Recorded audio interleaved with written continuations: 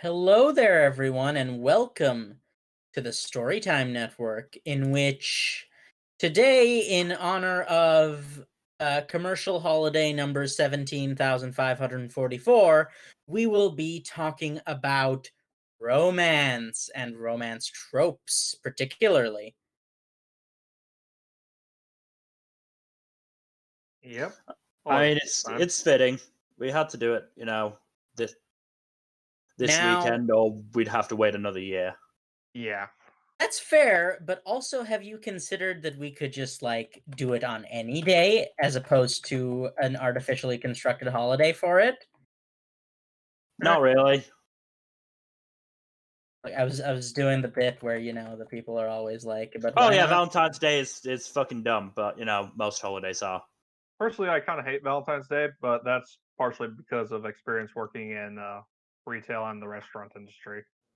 I mean, hey, if you You ever have to know, worry about dealing with being alone on Valentine's Day, just remember you're probably alone every other day of the year. too That's soon, comforting. Kaido. Too soon. Too Actually, early. no, because normally that would be a shot, right? But it's COVID time.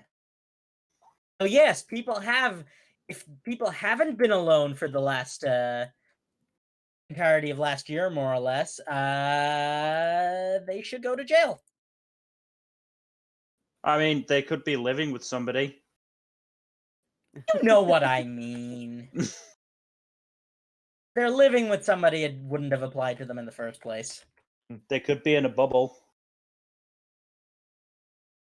What are the rules on bubbles and stuff like relationships? If a Anyways, person look, it's an honest question that seems at least somewhat relevant, yeah, we're getting tangentially lost in the relevant. weeds here, though.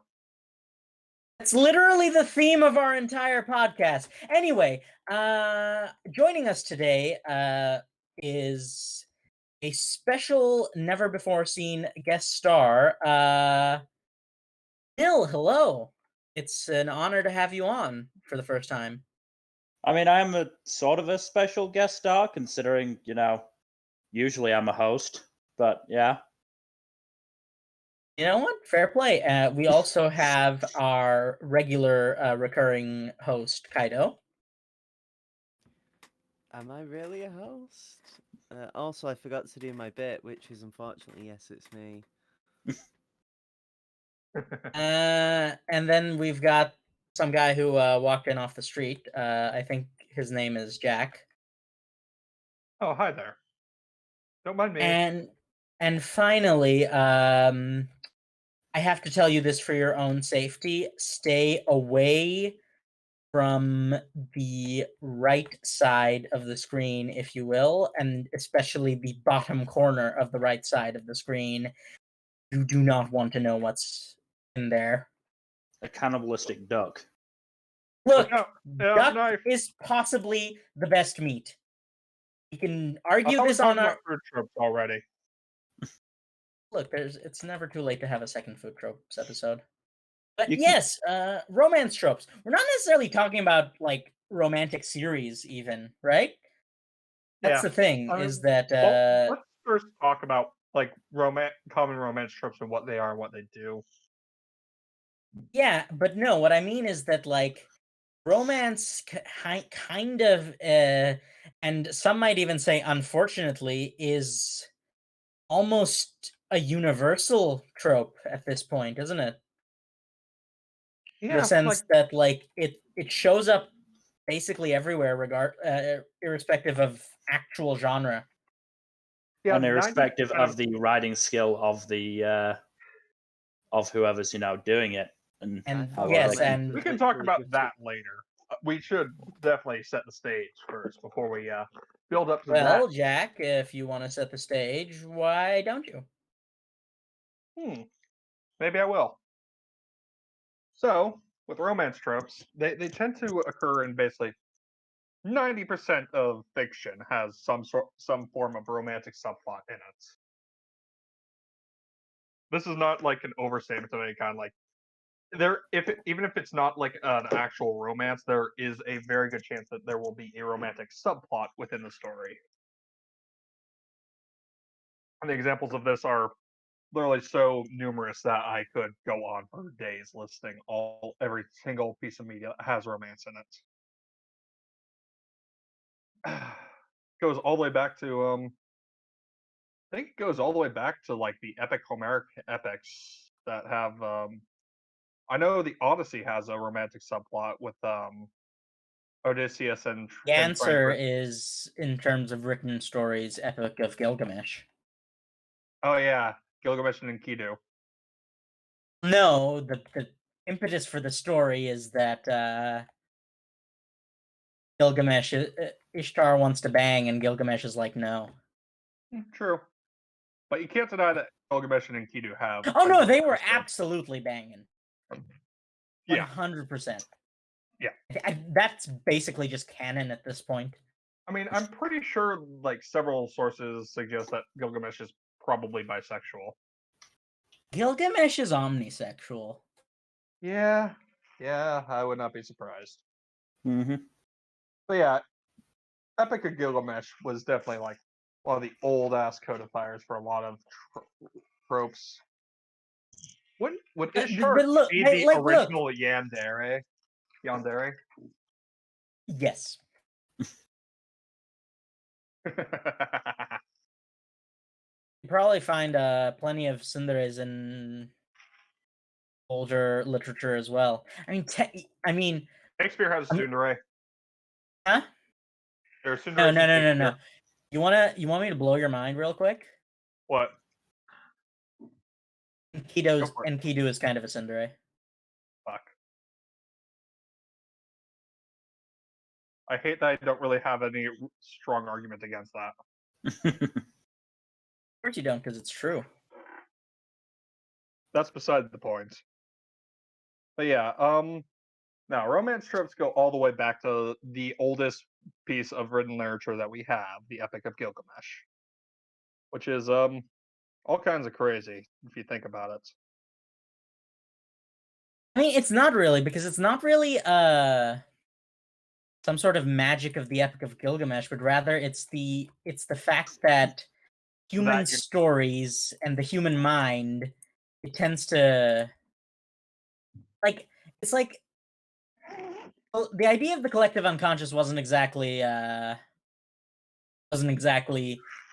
too scientifically valid, but the basic idea behind it, Young was on the right track, because a lot of things like imagination, strangely enough, seems to be something almost instinctive, in the sense that for a lot of humans, imagination seems to go in the same or very similar directions. I mean, yeah, but hell, there's other examples besides just romance, which is a lot more universal, that suggest that we have a lot of similarities across very distant cultures, like the recurrent usage of dragons in mythologies across the world. Or the flood. The flood is also a common one. So Like that seems to be mostly that's probably because there was a European stuff. large. No, that's probably because there was probably a large like obviously not to like biblical scales, but like it's not out of the question at the end of an ice age for there to be massive flooding across the world. Yeah, no. Well, that's that ice has to go somewhere. Exactly, and like last ice age was in living memory. Or, you know what I mean, not in living memory, but What kind of people do you know? look, I'm not allowed to talk about them for the most part. Of course you're not. But anyways, going back into romance, there are of course the very many common tropes that go on throughout many romance stories. There's Someone the wanna classic. someone I wanna can. open up the TV tropes page and just like Oh God. You say that like I haven't already. okay, Wait, yes, you Mill, would you there? like to list some of the ones that catch your eye the most? Well, I mean, just in general, because it's a whole fucking massive page of love tropes. Yeah. I'm glad we've arrived at the same page. yes. I mean, let's just pick out some random ones. There's the meet cute, obviously, which is one of the classics of It's all rom-coms. not only one of the classics, it's basically one of the most useful writing tools. Almost Oh, yeah, period, right? Because like It's a very useful way to introduce characters to like each other. and like the idea of getting your relevant characters all in one place to do the thing is kind of it's a lot harder than people may make it out to be. Oh, absolutely. there Childhood is the. Friends is a nice classic. Childhood Friends, I think the romanticization of it is much more recent, I believe. Simply Yeah, because probably. the idea of I mean, look, it's gonna sound horrible, but there's no decent way for me to put this. The idea of a childhood is kind of not exactly the oldest concept in the world. Know what I mean? Yeah. It's like, let's be real, for a long, long time, children were a resource, not, Oh, yeah, good old child Mhm. labor. You mean child the labor, Oh. labor, marrying them off, just generally. This is all very romantic, by the way. Yeah, I was Yes. gonna I say. This is romantic as getting your root canal done. Fuzzy, I think you are the principal cause of the derailing of the conversation right now. Well, no, because like getting it back on track. We've no, got. no, no. I was building to a point there. I swear. Okay. The point I was building to is that the romanticization of romance, which is it doesn't make much sense, but I don't know how else to put it. The idea of romance as a trope, like romance as a concept, has often existed, but it was often an escape from reality, which it still is, but it was much more so in the past when, for most people, it wasn't realistic to expect romance in their lives. Right? Yeah. Kinda? If Well, you're yeah, talking 'cause about No, arranged I marriages and shit, that's mostly limited to upper class. That was mostly limited to the upper class in Emil, summer what were you culture. gonna say? I mean, no, I was going to agree with you. Certainly, because the upper classes will have been up until a certain point in history. They'll have been the only ones able to read. They'll have Yeah. been the only ones reading, and it will have been books or books of a sort. It will have been stories, and they're the ones that won't have had the chance at a romance. So they will have they said wanted escapism in that sense. They would have wanted And to like, imagine no, that they even would the lower class get to. peoples, even they wouldn't necessarily have a chance at romance because even then, often children were just the bargaining chip. That really Again. depends on the culture. It does, but like it was more prevalent than not. Like I'm not just talking about the like in European cultures. Like it was pretty prevalent all over the world. I mean, again, we've taken this in a very romantic direction. Super I mean, romantic. look, you have to. I thought we were going to talk about romance tropes, not the history of romance. Yeah, all I look, wanted to do they is are talk about how very childhood directly romances related. are fun. But this happens. Anyway, getting back on track, another romance trope, J.K. Rowling's favorite, like parent, like spouse. Oh, God. Like, why is that? See, at Wait, least that one does have some degree of validity because it does happen in it real does life. tend to happen. Yeah, but how weird is it that Harry married pretty much his mother? Oh, no, that's super weird. I'm not denying that. I mean, like, how do you figure that other than the hair? Fiery redhead. I'm pretty sure she has almost no characterization, though. Yeah, no, she That's the doesn't. point. She's not really. Neither of them have that much characterization, so all you've got to go on really is fiery redhead. You know what? That's a depressingly fair point. I mean, at that We'll point, talk I about just this when we roast Harry Potter at some point down the line. I look forward to it so very much. Oh, I know. But yeah, I do like a lot of romance tropes do have all sorts of crazy variants, but a Probably my least favorite romance trope is the classic satellite. No, my least favorite is the second act / sequel breakup because it's Oh, like that's gross. Yeah. You I mean hate it it when happens the far too creator's like, often. you know the what? Karate Kid? You know what this relationship needs? It needs them to break up by the time the sequel happens because we need to just redo that romance plot or just introduce a different love interest entirely. I mean, it can work. I think it depends on the gap between the sequel. And It's still if lazy as fuck, though. I mean, hey, if it already set up the couple as already being quite dysfunctional, it Yeah, can but most work. writers do that. I mean, as They're not- always, it's about the execution because if you don't just rehash the original romance arc, then it'll probably be all right. The thing about how it tends to go is that most writers are basically just like, oh, this is a thing that exists. What would be dramatic? Maybe making it not exist. Like yeah, it's no. Some the writers are just the lazy relationship about it. itself doesn't tend to come into it. Yeah, no, it's just a lazy way of just saying like, oh hey, you know what was popular was this romance arc. You know what would make the sequel popular is redoing that romance arc with the same Hmm. two characters. Yeah. Oh, I was gonna say I thought you were talking about the one where there's a new love interest every single book. In That's every also sequel. not great unless the character doing all the different romances is established as like someone who isn't really interested in a long-term relationship. Hmm. Like it works fine with James Bond because he's Well, pretty yeah, much no, established obviously, as but like I'm talking about.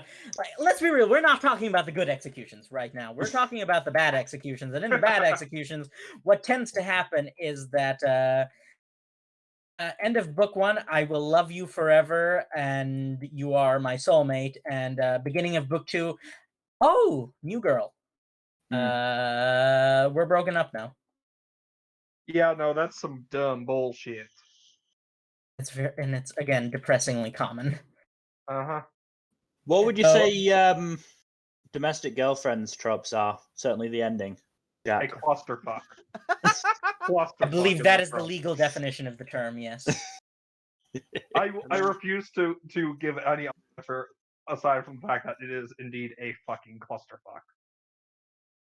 And also, I mean, no, it's also basically just bad.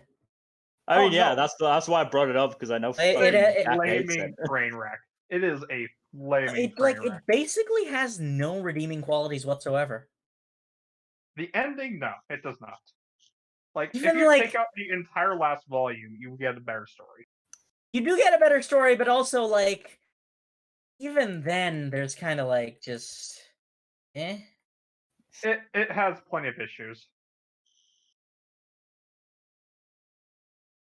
Anyway, in all honesty, we're gonna do more tropes or move on? yeah, let's talk about more tropes. The Another trope Amazon- I dislike is the classic satellite love interest, Yes, who I has no was real on that relevance earlier to the on. plot outside of being the love interest. Kaido, what were you gonna say? I apologize. It's just you always end up coming through as kind of really quiet, and as a result, it can Yeah. be difficult to tell. what Yeah, you're sorry about that.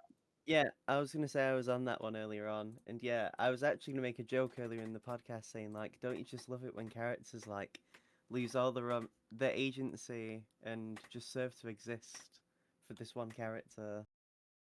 Yeah, no, that's really bad. Like You mean like Selen in Last Dungeon? that's not really. What are we No. talking? What is this? What is Let's this talk show about that you're something that talking more of us about? actually know about. I mean, I could know about it if you just tell me what it's about. It's just an anime this season, Fuzzy, that I think Ah. has a lot of issues because of how the female characters are handled. Ooh, so what you're saying is it's something that I would love to bash on relentlessly. Yes, I mean, Yes, you would. to be honest, Wait, wait, Jack, your tone tells me that you seem to like it. I enjoy it. I don't think it's a bad show. I just think it has issues. Yes, I agree with Mill on that. I just It has now I just- it has a now I have- yandere and a 100-year-old lolly who is interested in the 17-year-old main character. nice. I thought he was 15, which makes it worse actually. No. Yeah, why would you speak up about that? Because it's You're it's trying to defend the show. Because I honestly, prefer facts it seems to, like it might be more realistic. regardless, this is something we should probably save for the. I sequel mean, you want podcast. me to bring up my most hated romance trope, and I'm sure you all know what it is. And what's funny is that the Is it romance trope. strangled by the red string? No. The romance. Please just let me finish. The romance trope I'm about to bring up is, in fact, something that tends to include and encompass all of the ones you guys have brought up. Oh, what's Mhm. that? Harem. Ah, yeah. Yeah, It's like Really count. So- it, Harem's it more is. of a subgenre than an actual trope in and of themselves. No. I would count it as a trope. It's a meta trope, certainly, but I would not say it's a. I would not dignify it by saying it's not I would something that say we can yell at. it is a subtype of romance, and we could talk about the different types of romance after. We're definitely going to be doing that, but I do want to just spend some time bashing on harems because that's my character on this I show. mean, not every harem can be as perfect as Nisekoi, so that's fair. Kaido, Nisekoi is one of the last examples I would bring up. No, he's doing it on purpose, and I would just like to remind you, Kaido, that I have admin privileges in the chat, so I can mute you. And don't think I won't. Coward. On that nonsense. That is cowardly fuzzy. You should look into his eyes and tell him that stuff. As it were. I will absolutely. I mean, it Poor would be a short Goku. plane ride over the ocean. Be fine. So yes, harems tend to encompass the worst of all worlds because one of the side effects of having so many love interests is that you can't really focus on any one of them, especially if you're going for a balanced harem as opposed to an obvious winner sort of deal. Right? Because like an obvious winner sort of deal is in many ways worse than a balanced harem. Oh yeah, no, because that all the other girls are screwed. Yeah, but like even then, a balanced harem basically means that you're never going to be able to. I think it depends on the number of characters involved. If it's kept down below 5 love interests, it's more manageable than if they tried to keep it at like 7 or 10 or 12 or some shit like that.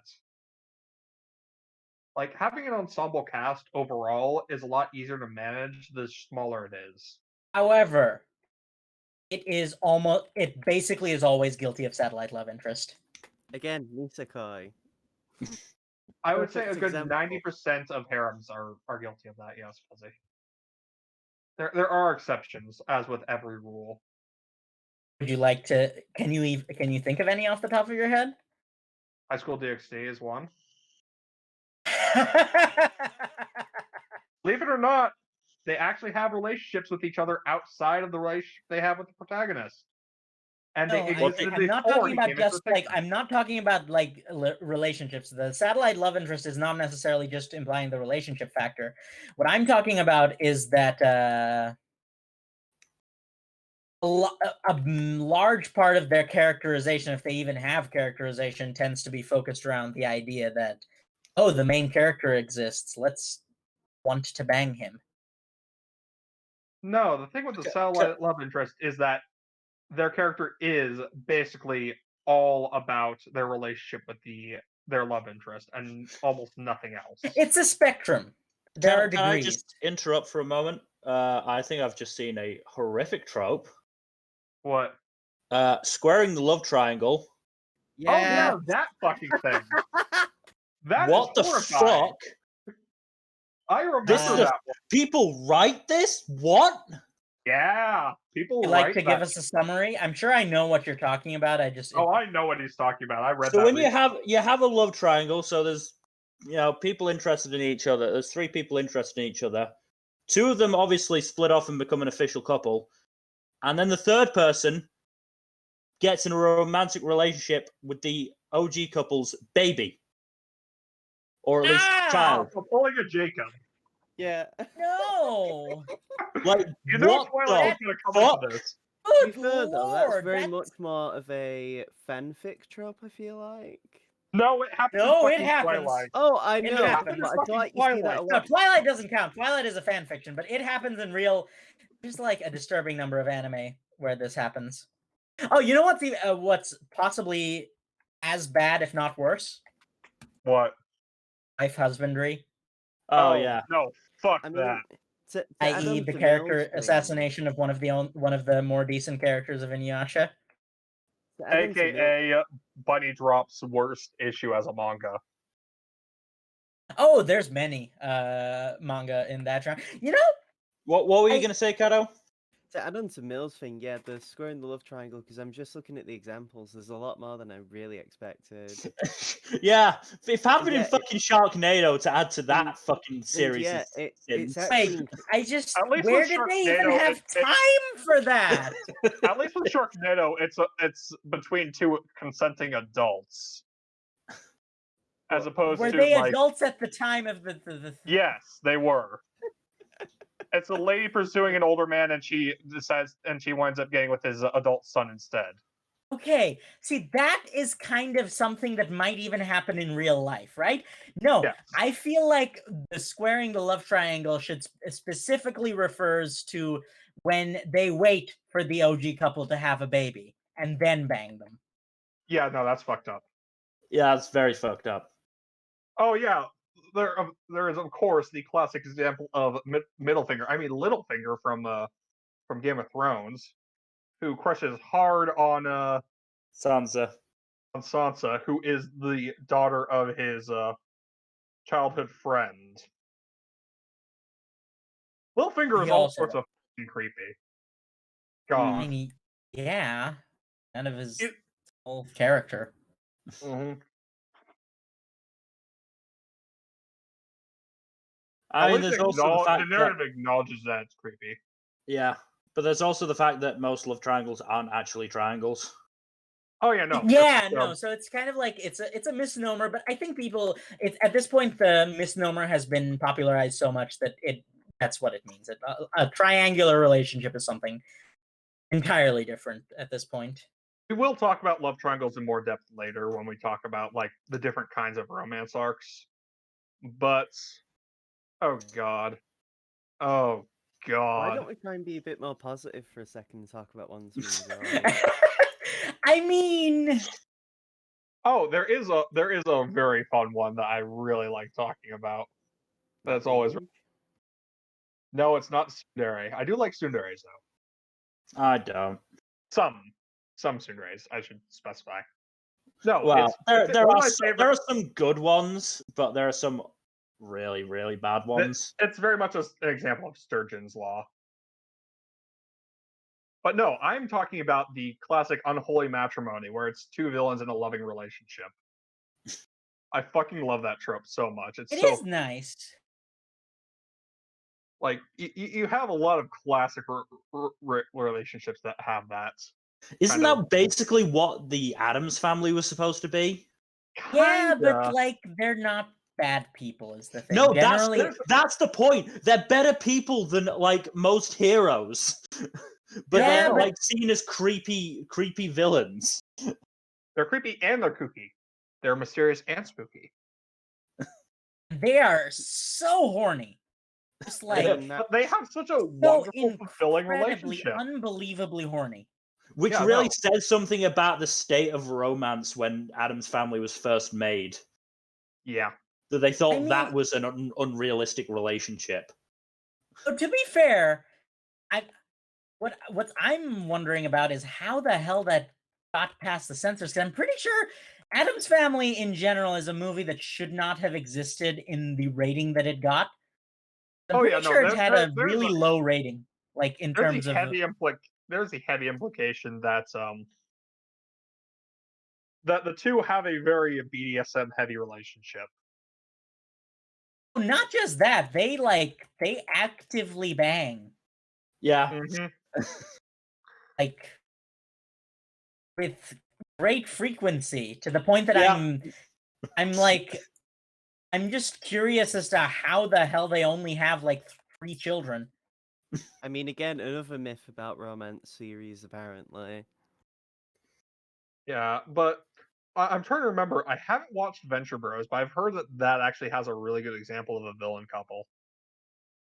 American Well, I don't Bakura, think anyone classic here has watched it, example. so let's just ignore it and move on. We don't know it exists, so we can just pretend it doesn't, so it goes away. Do you have a problem with that series? No, actually, I've just never heard of it. Or, well, I've heard of it, but I've just never even. I don't even know what it's about or anything. Okay. Still, the villain couple is a very fun trope. I do love it when it's done well, which it usually is. Actually, That's the thing, isn't it? Is that it's very easy for the villain couple trope specifically to like kind of become unintentionally really toxic and like unpleasant. but that's a Harley Quinn Joker relationship that you usually see. Hmm.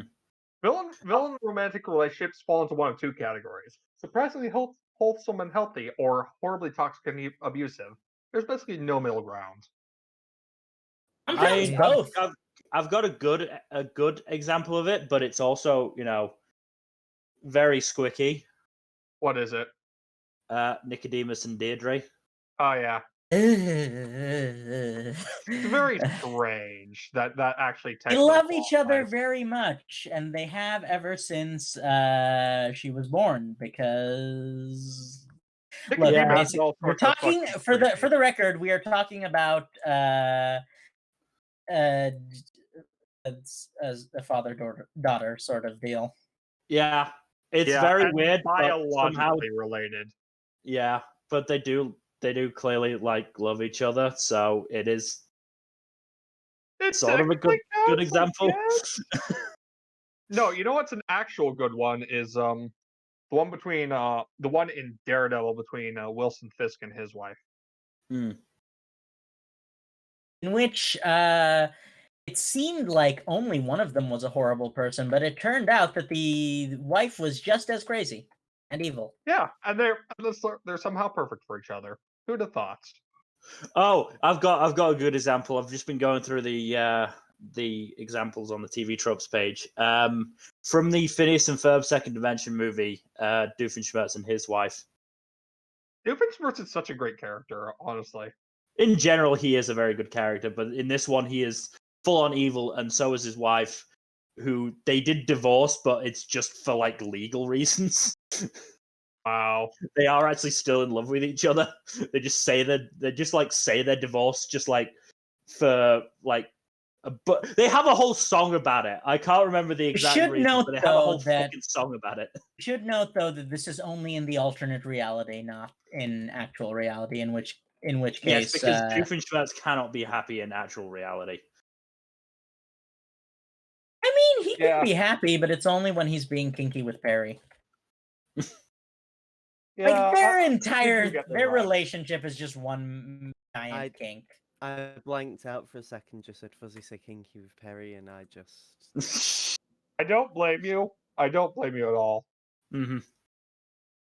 But am I wrong? Yes, No. kinda, maybe. I don't know. No, I'm not. Anyways, we also need to talk about the classic of the unrequited love. Oh, great. Yes. I thought we were supposed to be talking about positive tropes. Oh, Yeah. if we want to talk about positives, there are plenty of positives we can talk about besides that. Beyond Amazon that, Chase Are is one I there? love. Are there really? I do love the Amazon Chaser. The Amazon Chaser is a fun Mm, one. has it occurred to you that that might just be like grounded in reality? Kinda. It's like Oh, muscles. you know, I love that's a trope is the battle couple is one of my Mm, favorites. yeah. Yes. That's always a Now really that's enough of. I think we've gone through. But a basic idea is there's a lot of romance tropes. oh yeah. Oscar, do you have any input? I know you have a decent amount of experience with at least consuming media that has interesting takes on this.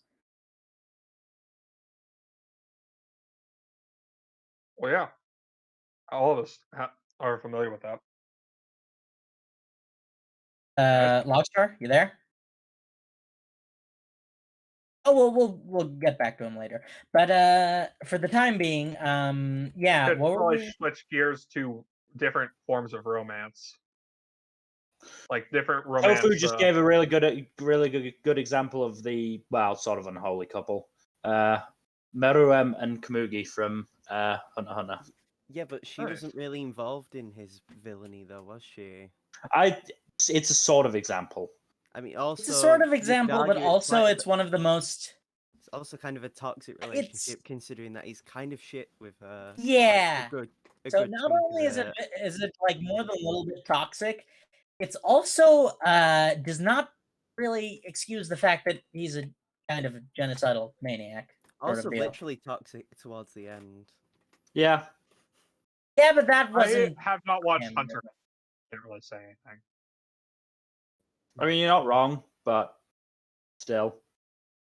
I will also say, like, Look, if you give me an opportunity to like claim Hunter x Hunter as a worse series than it actually is, which I believe it's overhyped as hell, I will take it. So what? you know what, So the what we fun talking trope about that we next? all love to talk about that is not at all awful. The classic teacher-student relationship. Oh Jesus Christ, no. The teacher-student relationship is a subset of an awkward thing that never gets addressed in media, which is power dynamics Mm-hmm. in relationships. Because like people don't seem to accept the idea that the nature of a power dynamic in a relationship can very much change whether or not it's like okay or wholesome. Yeah, no, like, Exactly, Tofu. Fucking in Persona 5, when it's a male teacher on a female student, oh, they get a palace. But when it's a female teacher on a male student, oh, it's suddenly okay and everyone loves it. To be fair, it's a completely different dynamic, as bad as it is, considering that she's not being predatory like Kamoshida. And Kawakami is also your social in link and I refuse to do it. no, I no, mean, it's also like that's I do optional. feel you are overreacting a little bit simply because that one is basically Joker holding the taking the wheel. And by Joker taking the wheel, what I mean is it's the player taking the wheel. So like there's no indication that this is something that would possibly happen in canon. I think it's just people being horny that result in the relationship being romantic. I mean, if we can't get I can I can Sanjuma's I can romance let that one options, gotta slide look simply somewhere else. because yeah, no, what I was but it is true that double standards are very much a thing with regards to power dynamic and teacher student romances. But oh yeah, like if it's a female teacher and a male student, 90% of the time people are going to be fine with it. Whereas if the reverse is true, people are going to be pissed. Whereas, which is sadly Didn't South reflective Park- of reality. Didn't South Park do a whole episode about that? Yeah, they they did. did. I have issues with South Park, but they are No, correct on that like issue. there's like I shudder to even bring up the name of the cursed website, but there was an Ask Reddit that was just filled with like that's had something to do with like people who had banged their teachers IRL, and a lot of it was female teachers banging students who were very young, like I'm talking elementary and middle school, and people in the comments being like, "Congratulations," and "I wish that were me," and etc. etc. It's fucked up. That's really fucked up. Which is just yeah, it's not. No, that is not okay in any way. So yeah, Really fuck you, isn't. Kawakami. I look. You're not gonna change my mind. I know I'm not, but I'm at least gonna say I've been on this train since Persona 5 first came out. look. Okay, That is let's change tack and talk about another unequal pairing: the classic bodyguard crush, or subordinate crush. yeah, no. Anytime employers and employees are involved, it's there's a reason that HR departments exist, people. Mhm. Yeah, And there's a What's the reason best- this is one of the biggest no-nos, like inter-office fraternization. Like, But Fuzzy, what if you're banging the HR department's leader? That's cross-department stuff. That's not relevant. That's actually a fair point. Is like, what if you're what if you are working in the HR department and are in fact banging the HR department head? You're having a lot of fun with head, that's for sure. Not necessarily. I joke. Not everyone's into that, is the thing. Yeah, I know. Cancel Lincoln Zelda. Oh God, yeah. How do you even classify Link and Zelda's relationship? It's hard to say. It really Depends depends on on the the game. continuity. But it depends on the version, obviously, because they're like the dynamics tends to be different. I mean, it's more of a lady and knight type thing in Yeah. some games.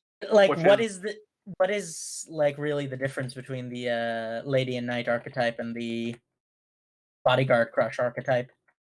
I think bodyguard crush is more like a personal bodyguard, whereas a knight is a servant of either the realm or the family. So it's a lot more broad, and they aren't necessarily a direct subordinate of the person they're protecting.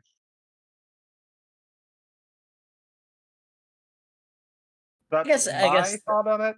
that is that's fair. So it's less like of a direct subordinate superior relationship, and more of like, oh, I serve your family, and oh no, I've fallen in love with you. Oh no, whatever shall we do? Okay, here's another question. Is it like obviously who initiates can be a major deciding factor in how it Yeah, is perceived. So honestly, which is worse? it's better if the lower ranked one or the subordinate one is the one who initiates, because that puts the impetus on them, and that puts the agency on them in the relationship, as opposed to it being the superior or the employer initiating, which is all sorts of creepy and awful. I Yeah, mean, so Cause the basic malice. idea is that power dynamics change so much about whether or not a relationship is okay Hmm. for no other reason than it's you never know for sure whether or not consent is like if it's entirely consensual or if it's pressured by situation. Hmm. Yeah, And true. that's something that far too few stories actually address. Yeah. Yeah. Yeah, power dynamics are a really tricky thing overall. I will also say, like, last bit on power dynamics is that a lot of another aspect of power dynamics that doesn't really get delved into as much as it should be is the age gap. If there's a significant age gap between parties, it Yeah, only really so gets age delved gap is into if kind of one weird, is isn't it? a Because like yeah. age gap I is mean, one of those things that yes, what were you saying? I was gonna say it happens a lot in real life because there are countless cases of people having crushes on older people. There's countless cases of like especially like there's a lot of cases of it especially when everyone involved is a consenting adult, most people don't really care. But I feel that there is well, I'm not necessarily just saying like blanket age gap relationships are not okay, right? That I would never say something like that.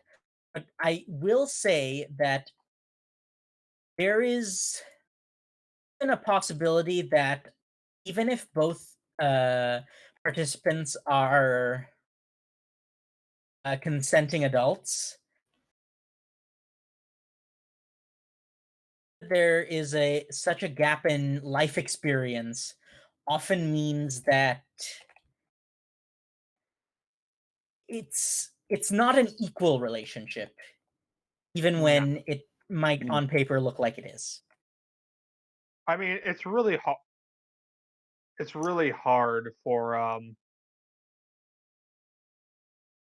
there to be a perfectly equal relationship in every aspect, to be honest. Like, there's always going to be some Well, degree no, of but like, it's not unequality. a perfectly equal relationship as a pipe dream, yes, but like,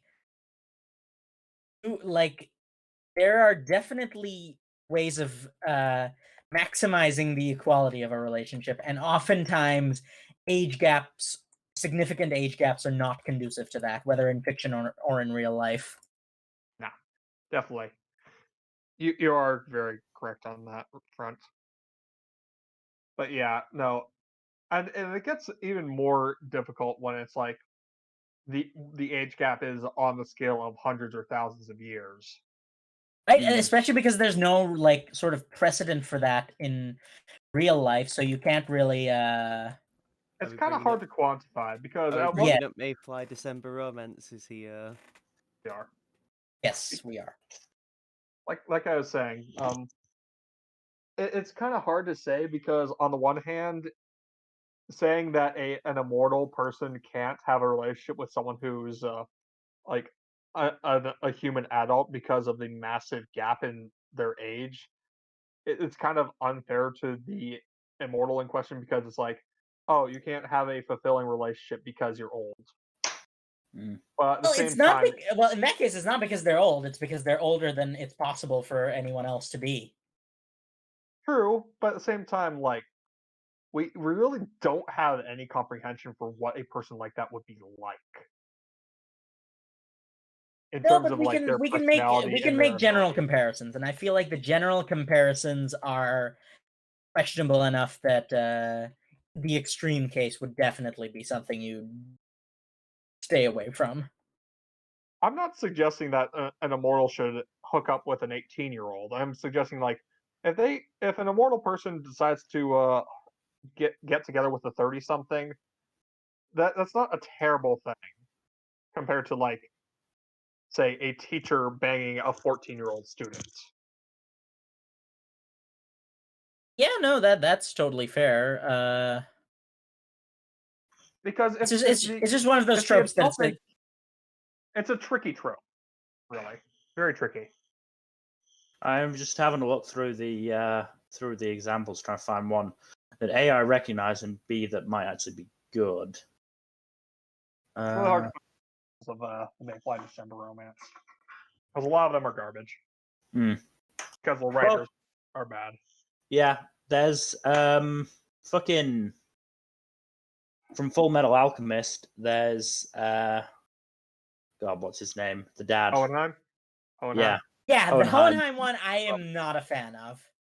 It's like he's Yeah, known her since she Hohenheim was kind of literally doubles like 4.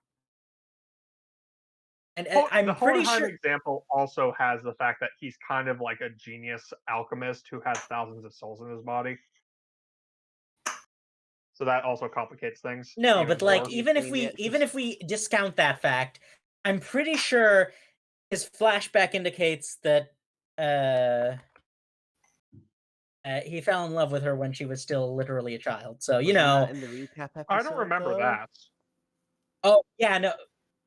No. He had a flashback where he was at a fireside dance and is That like, was a filler episode. That Yeah, wasn't wasn't that actually the canon. recap episode? That was the recap episode. That wasn't canon. oh, fair enough. Still creepy. It's It's a lot adaptation, less man. creepy than if that was actually canon.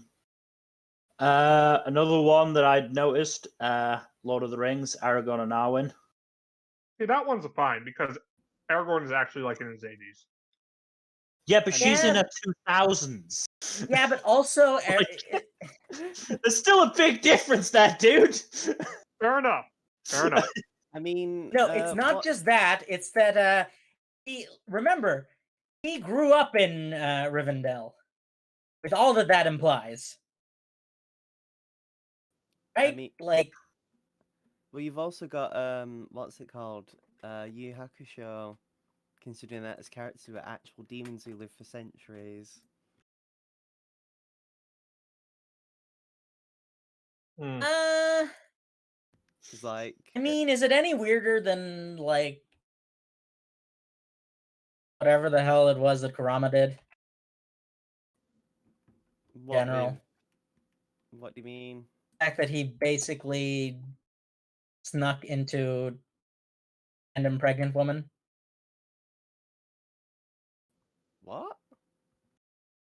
His entire I know story nothing is of this.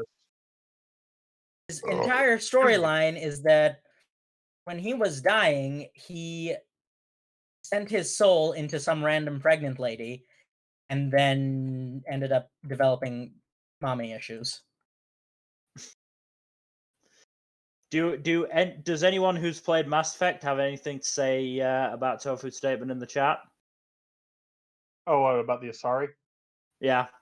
I actually don't ha- like the Atari tofu. They're actually my least favorite race. So I actually have not romanced any of the Asari characters, so They're I also want kind of icky in I general. wanted to Like, try to romance Samara, but then it doesn't actually count. we're not gonna kill you, Tofu. Don't worry about it. I Yeah. mean, Honestly, Talia is the best character. Is the best female love interest. So don't at me. as someone who has not played Mass Effect, I have no idea who any of these people are, and as a result, I- I'm going to pretend that they're all bad. I mean, to be fair, Jack, it's also kind of a low bar because there's not really many options for males to romance. Because do you really Kinda. want to romance Ashley? Oh God, I regret having certain Mass Effect All I 1. know is that apparently the only valid male romance option is Garrus. No, there's also Thane. Thane's also good. Yeah, but Garrus though. You know, Garrus is fucking amazing.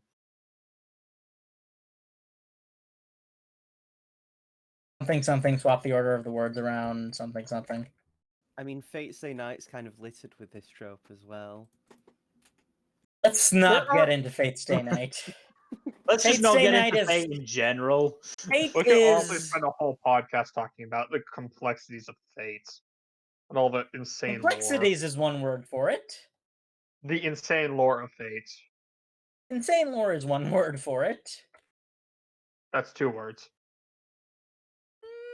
Is it though? Insane lore are 2 different words. Yeah, then It there's no doesn't have to be. hyphen.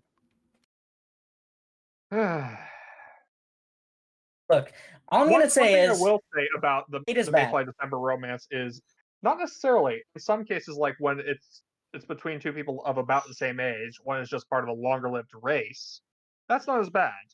That's not as bad, but it's basically just like setting you up for tragedy, really. Oh no, Mm. absolutely, absolutely. There's also, of course, And the classic. that's a segue into our next little subtype of romance, the tragic romance. Oh boy. Yes. My personal most hated. So See, I have yeah, a the love-hate ending of relationship with tragic romances because some of them are good and some of them are terrible. does the average I would like to Harem posit that they're all terrible because they're tragic, and I Does hate the- tragedy. And What are you saying, average- Scotto? does the average harem ending count as a tragedy? No, Well, certainly Domestic Girlfriends does. I think the off. average harem ending counts as a tragedy for well, in a non-full harem ending, it does count as a tragedy for everyone who doesn't win. yeah. Let's be real. That's For fine. most of them, their entire life is so focused around the blank slate protag that it's kind of just like, what are they supposed to do with their lives if Honestly, like not in it? sometimes it's fine by showing them actually having moved on and begun another relationship. But some of It them never actually does. have the girls still actively pining over the love interest years Yeah, later. that's just it. Just Fucked makes up. you feel bad. Like Domestic Fucking go to Girlfriend. Yes, Dara. Fucking go to Niseko. Dara. Excuse me, Sugumi exists and she was best girl. Sugumi is much better than the canonical. Shitoge Fucking was the Tofu. worst anyway. Toge is actually awful.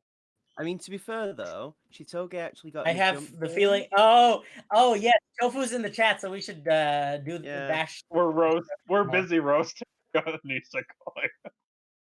roast and Isekoi.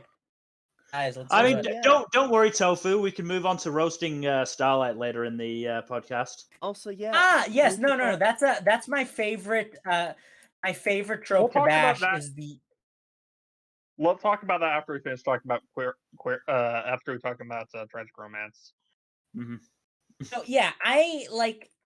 For me, tragic romance is basically just glorified despair porn. In a lot of cases. Yeah, kinda. And I just I like don't like tragic I don't- romance unless it has an actual point to it. Like Romeo and Juliet has an actual point. Banana fish. excuse me. Excuse me. Romeo and Juliet is one of Shakespeare's greatest comedies, so I don't know what you're talking about. I mean, it is a tragic comedy, Fuzzy. Clearly. No, it's I basically mean, just a full-on I've read comedy. Shakespeare's comedies. I don't think he really had the right idea about what comedy was. Much Ado About Nothing was like not that terrible. No one died in Much Ado About Nothing or was sexually assaulted, so you know. That's a very low bar for comedy. Yeah, but Oh, like it's God. Shakespeare And yet we're it's still a talking about. bar we have today.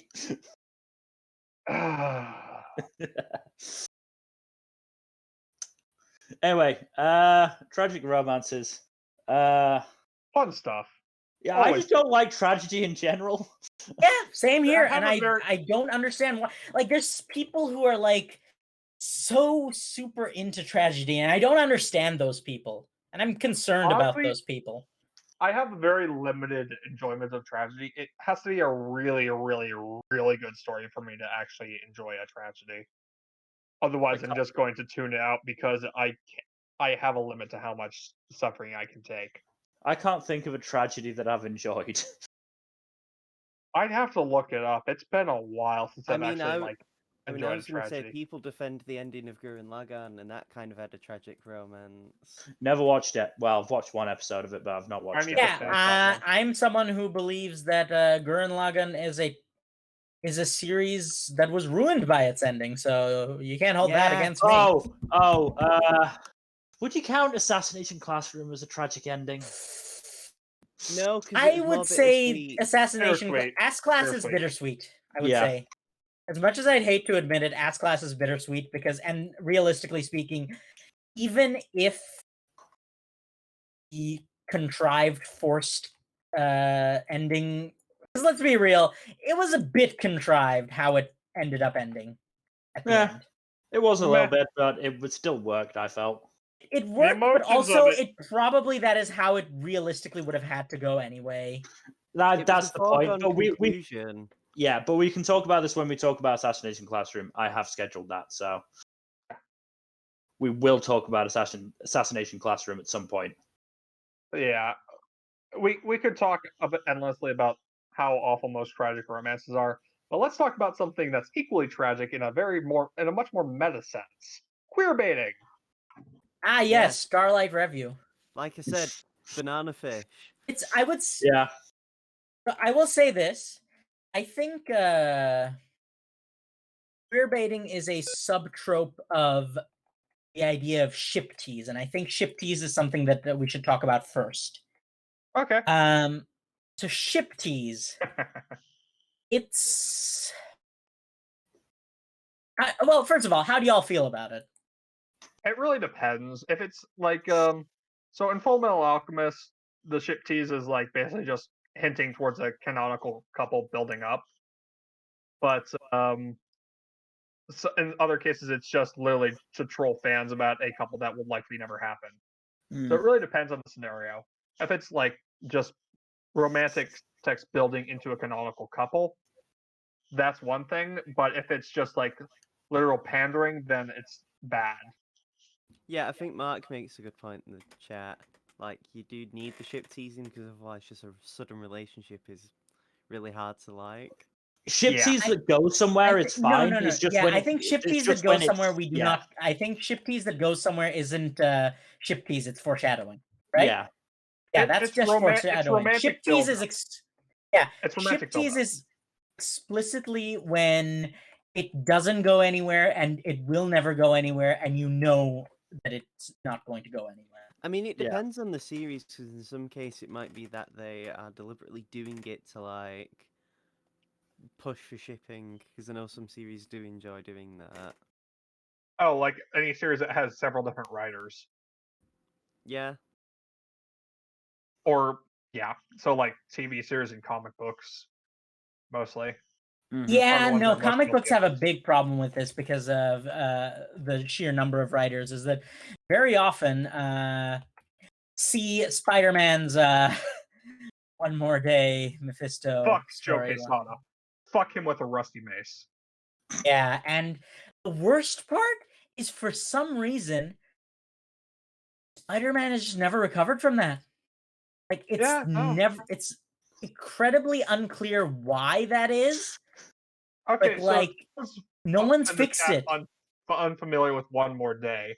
It is quite possibly the most despised storyline in the Spider-Man comics, wherein Not Aunt just May the has Spider-Man been comics, basically in comics history. yeah. So basically, Aunt May is shot and mortally wounded, and for some fucking reason, none of the many superpowered, super genius people that Peter Parker knows can fix her for some inexplicable It's fucking literally reason. just a gunshot wound for an old person, and this is in a universe where not only does both magic and mystical healing exist, immortality also exists and is fairly easily attainable. Not to mention, Literally, people come back from the dead every other Tuesday. yeah, no, to the point that there's like established techniques and like terminology and like there's people who make a business out of this sort of thing. Yeah, But and yet somehow no, Spider-Man can't save his aunt's life, so he winds up making a deal with the devil and trades his marriage to Mary Jane for his aunt's life.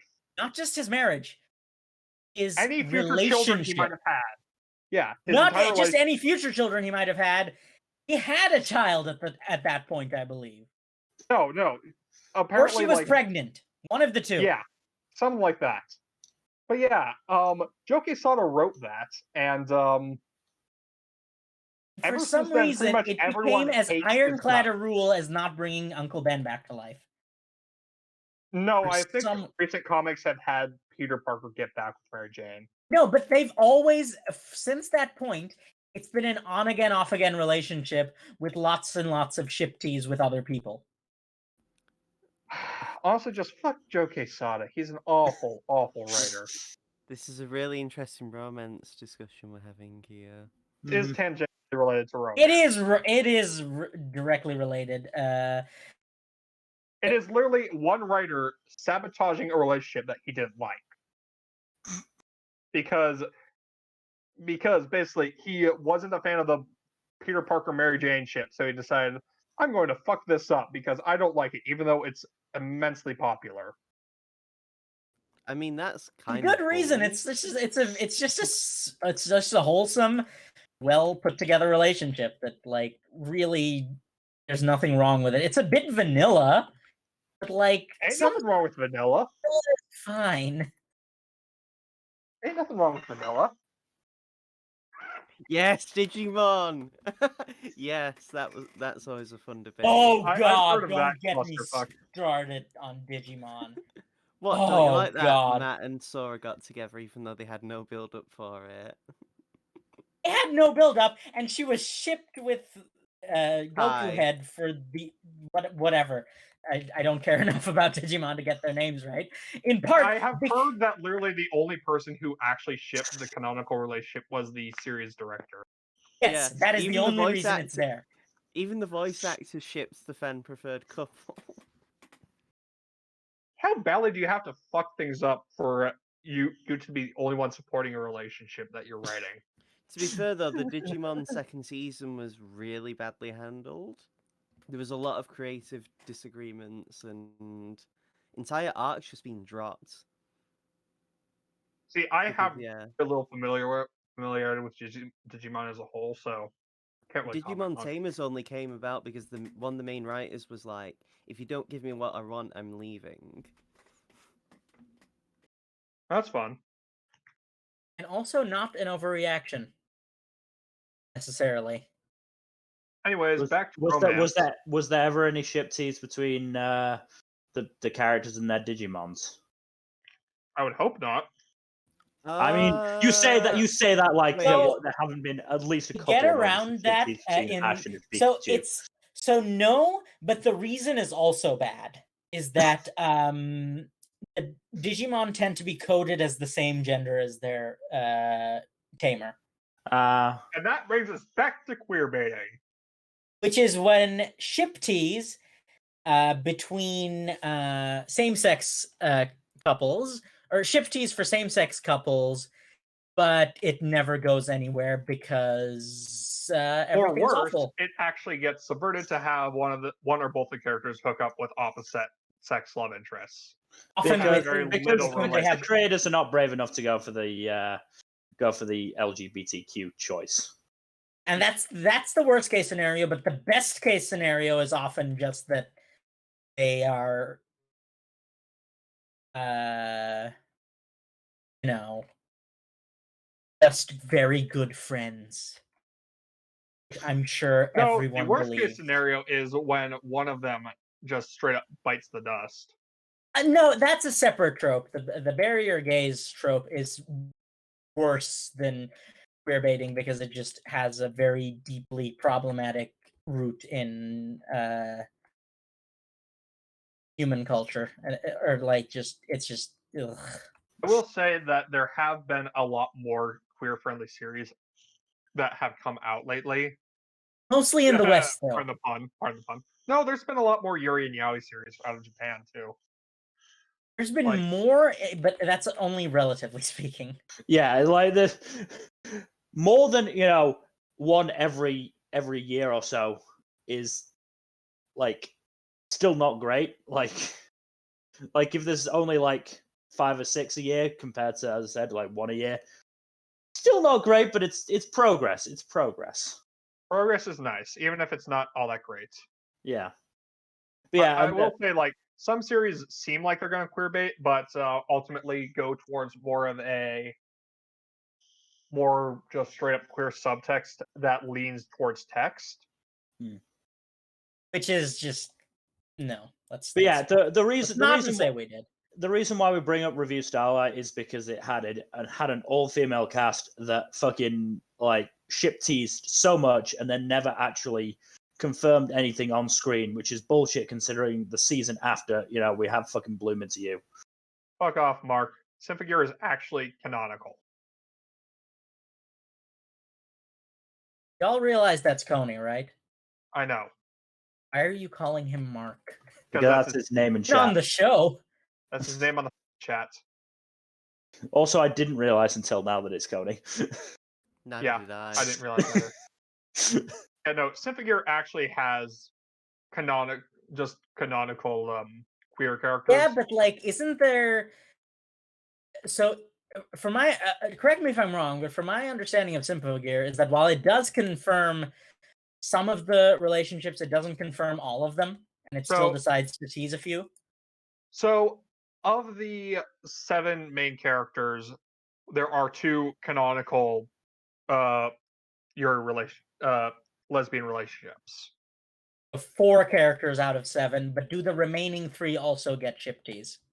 Yes, there is also ship tease amongst. So I would say it's more of a half measure. I would say it's well, no, unfortunate the central compromise. relationship of the show is between 2 girls. Like the central relationship of the entire yeah. Also, how long did it take for it to confirm? One half of the couple got confirmed in the 2nd season of 5. Like outright explicitly saying that she is in love with the other half of the couple. But, like, I'm talking, when was it like confirmed so as it ends with them confessing to each other. So it took to the end of the series. Yes. Still, part of it is because the other half of the couple is basically just Tofu, you can post your rant paragraph, but I was just about to say that makes it better than Starlight, at least. Honestly, I just wish romance series would actually like. I do wish more romance series. I wish they wouldn't end at the romance beginning. Yes, and this is something that is a criticism of a lot of series, and I think it's a valid criticism, but also because there's a number of reasons for it, right? There's a number of often it's because they think that the actual relationship is not going to be as interesting as the chase, which is often wrong. Yeah, usually wrong, very often wrong. I can give examples of multiple series that, maybe not entirely. Well, let's see. There's shut up. I am thinking. Well, to give a non-romance show example,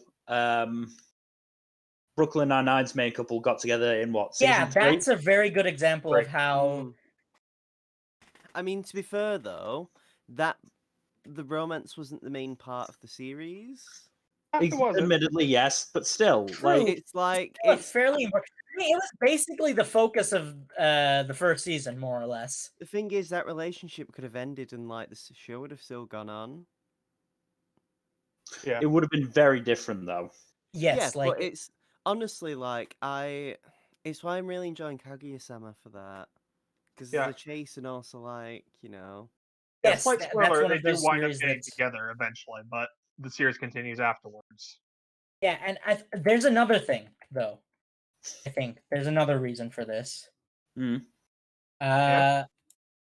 And that is that sometimes the author just doesn't know how to write. An actual couple. Yes, and this is because, and so this is not necessarily the case, but it's oftentimes the case in fan fiction, especially, Oh god. which sometimes the author just doesn't have that much relationship experience. Or Mm. even if they do, or even if they are in a committed relationship, maybe they're just not comfortable translating the relationship experience to their characters simply because it's not long. It's like along different lines than what they know. I mean, Mm. Well, I'd you know what they argue that say, most write what authors you don't. know, I mean, I'd and a argue lot of most. writers don't know romance. I was gonna say I'd argue most authors don't even know how to write the chase properly as well. Yeah. Oh yeah. So the There's a reason I ending it, absolutely despise the will they won't they trope, so them because it's ending so it. often executed poorly. That's probably the only time where I don't mind that it ends at the romance because at that point I'm just fucking glad it's over, so I don't have to deal with it. Mm. Yeah, Oh, but yeah. like, do you really need to even read it if that's how bad it is? Yeah, but sometimes you're that invested in a series, you have to do it out of obligation. I mean, that's a good third of the reason I am never going to watch Friends, because I hate will they won't they, and that I mean, I would is have like been. I mean, there's a lot of reasons to not watch Friends. That is just one of the the many. leads are also terrible people. For the Like, most I would part. have dropped That's How I Met the Your other Mother. 2/3. I'd So, have dropped How what's I Met Your funny is Mother that and I think. Sorry, Kaido. sorry, I was just gonna say when it comes to like shows and the teasing the awful will they or won't they, if you're really like that deep into a series, you might as well just see how it like crashes the car that badly, you know? We can talk about How I Met Your Mother on another point when we talk about endings, Yes. because I do want to talk about how terribly that show ended. Hmm. But to give another example that's more about the relationship, like less about the chase and more about them actually, like being in a relationship. Tonikawa. Tanikawa was very good.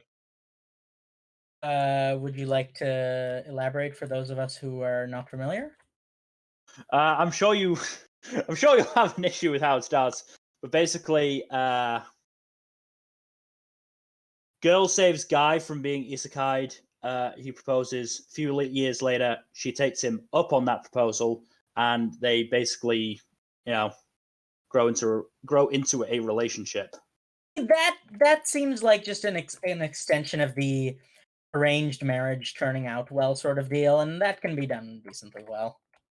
And I would say Tonikawa is done well. Like Tanikawa is excellent. when I started that show, I was just don't tell incredibly. Sanderson that. Look, when I started God. Tonikawa, I was incredibly worried that certainly after the first episode, it's like I was like, I'm never going to be able to forget how stupidly this relationship started. But by episode 3, I was like, nah, I'm all in on this relationship now. This actually works. It helps that it's a very nice and wholesome and mutually supportive relationship. Yeah, neither of the two leads are actually dicks, which Now, far I have too an many important romance. question. They're very Yeah. nice and earnest. I have an important question. Mhm. Is it tragic? Because oftentimes, and this is something that I hate, and I don't understand why this happens. Maybe because the author just is jealous and doesn't, or something along those lines. You know what I mean? But like, why is it that so often when a relationship is actually good and well done and supportive and wholesome and sweet, it ends in tragedy? You know what I mean? It Oh, yeah. happens with Yeah. disturbing regularity. Yeah. Why? As far as I know, Tonikawa is not that. Like, okay, can we talk about that though in general? Like that. It is a very disturbing trend, and it is also very annoying. Mm-hmm. Like, on the one hand, I do understand the desire to explore stories like that where a person is dealing with the grief of losing a loved one. Like, if that's like the base premise of the story overall, and they just need to establish that they had a loving relationship with the person beforehand before the Yeah, but tragedy like strikes. I'm talking, but That's you know one that thing. that's not what I'm talking about. You know what I'm talking about is when uh the relationship takes center stage, and establishing or even whether the relationship starts established or establishing the relationship is one of the core components of the series. In either of those cases, oftentimes, it just ends in tragedy. No I think discernible I know what reason. you're referencing, but I don't want to talk about it because it's a spoiler. I mean, What do you think? You want to DM me what you think I'm referencing? Because it may not be what you think. I mean, while they're doing that, like it sounds like it sort of describes domestic girlfriend. I keep bringing it up because It it's does. so horrible. It does, doesn't Miller, it? Oh God, Miller, it I know you're does. British, None but I of you didn't guys realize have read it. Shut up. Miller. I've read the whole thing more or Mill, less, I know you're British, but I including didn't the realize you horrible were ending. I didn't Ow. realize you were Gigok. Like this obsession's starting to get a bit crazy now. It's more because I know that it tortures Jack, and it's hilarious.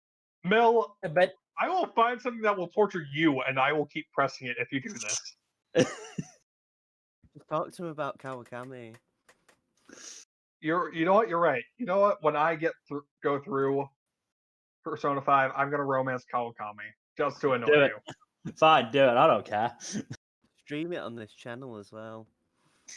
oh yeah, that's like you stream Persona. they let you stream Persona as long as you're not too attached to still having your channel. I mean, I'm just now just thinking about basically good couples. So Matthew and Ritsuka in Given is a really good couple, and they do have I think an episode or two where they, does cover, not just the lead up to the relationship, but actually them in the relationship. Oh yeah. But if we want to talk about horrible yaoi in the do you like No, something because that I Given's would not horrible yaoi. I want to talk about no good no no yaoi. no no no no no I'm saying as a contrast sort of deal. Not really. I Let's don't want talk to talk about about Given bad more. I yaoi. want to talk about Given more. Given is good. Yeah. No. Let's talk Before we about it talk about more. good yaoi, we have to talk about the bad ones because No, it's we're talking about Given equivalent first. exchange. Let us talk about it first. Okay, you can talk about it first, but that'll just make it worse when you when I bring Look, up we can talk- gravitation. When we talk about bad yaoi, we also have to talk about bad shoujo romances overall because that is a whole fucking can of worms. Yeah. We're gonna be getting into that. But Given is an example of actually one of my favorite romance tropes, which is everyone can see it. Everyone can see that these two actually, So do you know fucking what? love each other. You know what? I like everyone can see it when it actually goes somewhere, but I found Obviously, that far too yes. often. Yes. When it goes somewhere, yes. When it doesn't, it's just it's just blue balling of the highest priority. Oh, It's like- absolutely. It's like you have to admit there's a disturbingly high amount of everyone can see it where the mains don't see it even at the end of the series. Yeah, Even that's the stupid. dog's getting in on this. Like, Dog is very animated. like when I say something is a good trope, I do mean when the couple actually gets together, because Fair enough. like Like a lot of these tropes are generally the times that they are bad is when they At don't least get 50%. together. At least Yeah. 50%. I was gonna make a meme joke about a good romance, but I won't 'cause I'm better than that. Thank you, Kaido. yeah, right.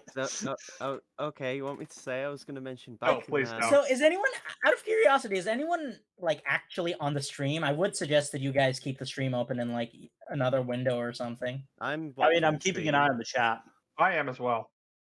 We will talk about the shoujo and shonen romance awfulness So when just we to get clarify, you are seeing the stream background image. Yeah. Yes. Broken hearts, quite literally. Kaido, I'm very disappointed that at least you didn't spot it. Anyways, everyone can see it's always a fun Kaido. time. Kaido, please. Killing me here. Yeah, I know. I didn't really see the point in making a joke about it. It was too easy. If I was going to make any joke, it would have been a Kingdom Hearts pun. No. Oh. Anyways, Just say it, Fuzzy. You if like you're to, gonna would point you it out. take a would you like to take a look at the positioning of the various hearts? Fuzzy, I fucking hate you. Oh! I genuinely didn't notice that. That's clever. Please, I'm going to mute Fuzzy now. I'm not going to hear him for a little while. You have no idea how Anyways, much time me and Lockstar speaking- spent a disturbing amount of time working on it. Speaking Before the of stream. good, everyone can see it romances. An anime that's airing this season actually has one. Good old Horimiya, Yeah. Not X. which is just so fucking good. Oh, please don't make me talk about XRM. There's no romance in it, but I'm talking about it anyway. What about the kissing that they have to censor because the Wasn't it mouth clip? accidentally There's no homophobic? fucking romance in that kiss. No, the thing is, Wait, what about a censored kiss? basically in X-Arms, because of how crap the 3D models are, when the lips touch, they actually clip through each other. So they I don't actually know how to censor it animate with like the a. kiss. They basically use a screen flare effect over the mouths, so you don't see how bad the lips are when they clash against each other's faces. The animation in XRM is so horrific. We can It's talk so about this more bad. on the Yeah, check Horimiya, I'm in, glad but- some of you guys are finally getting into it. I watched it back when I had to pirate it because it wasn't officially translated. No, mean the manga? Horimiya is fantastic. Yeah, the manga, like ages ago when I was still at school. Someone like to give us a rundown on the premise of Horimiya? You can do it, Mill. Oh god, I do think I have the Mal page up, so I'd be able to. Yes, because I was looking at who voiced Chew. Basically, high school. You've got a girl called Hori who is seems like your general sort of, I wouldn't say Popular vapid, girl. but popular girl who's actually really responsible and has to look after her little brother. You've got Miyamura, who seems like your general sort of gloomy glasses kid, who's actually got a bunch of piercings and tattoos, and is actually very good looking. And basically, it's about them Finding out stumbling inside across each and- other because of best wingman Shota. Is Sota, sorry. is this reverse Karekano? I don't know what that is. Neither do I. It's a very old kind of prototypical shoujo manga romance that is basically the gender flipped variation. Oh fuck! I've of heard this. about that one. Isn't that one super toxic and awful?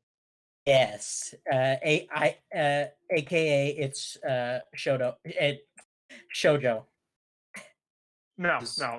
Horimiya isn't that bad. Hori is a bit of a tsundere, but beyond that, it's a very good, wholesome romance. Yeah, but when are they not nowadays?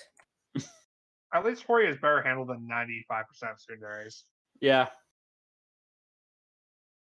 So she only sends him to the hospital once an episode, as opposed to He three doesn't times send an him to the episode. hospital, no. No Bill. way, man. You on Miyamura or something? I mean, I fucking said he's good looking. I've not made any bones about my sexuality. I like good looking dudes. I like good looking girls. I'm Hey, gonna. I'm not- fucking Miyamura is a good looking guy. Mill, I'm not making bones about your sexuality. I'm just saying you So- are mean, you're I'm not even hiding it though. You know what I'm saying? I'm not hiding it. You're right. Rhea Murray is good looking. You're right. You're right. I'm shredding that. I think that. So, getting But yeah. off of horny chat. Oh god, that was unintentional, and I realized it the minute I said it. So this does segue into something, but we do need to like kind of talk about the history of romance has kind of been bad, And right?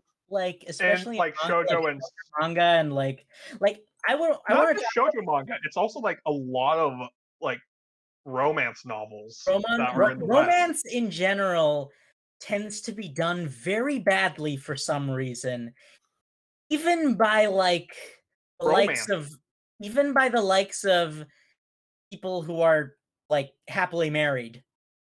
Yeah, it's weird. I can't imagine why. Like that, I mean that unironically, is that it I mean, doesn't to be make fair, with some sense a lot of people the who are time. actually in relationships, you don't think about how it came together, really. Usually, you're too Yeah. busy being lost in the romance to really think, oh, how did we come together?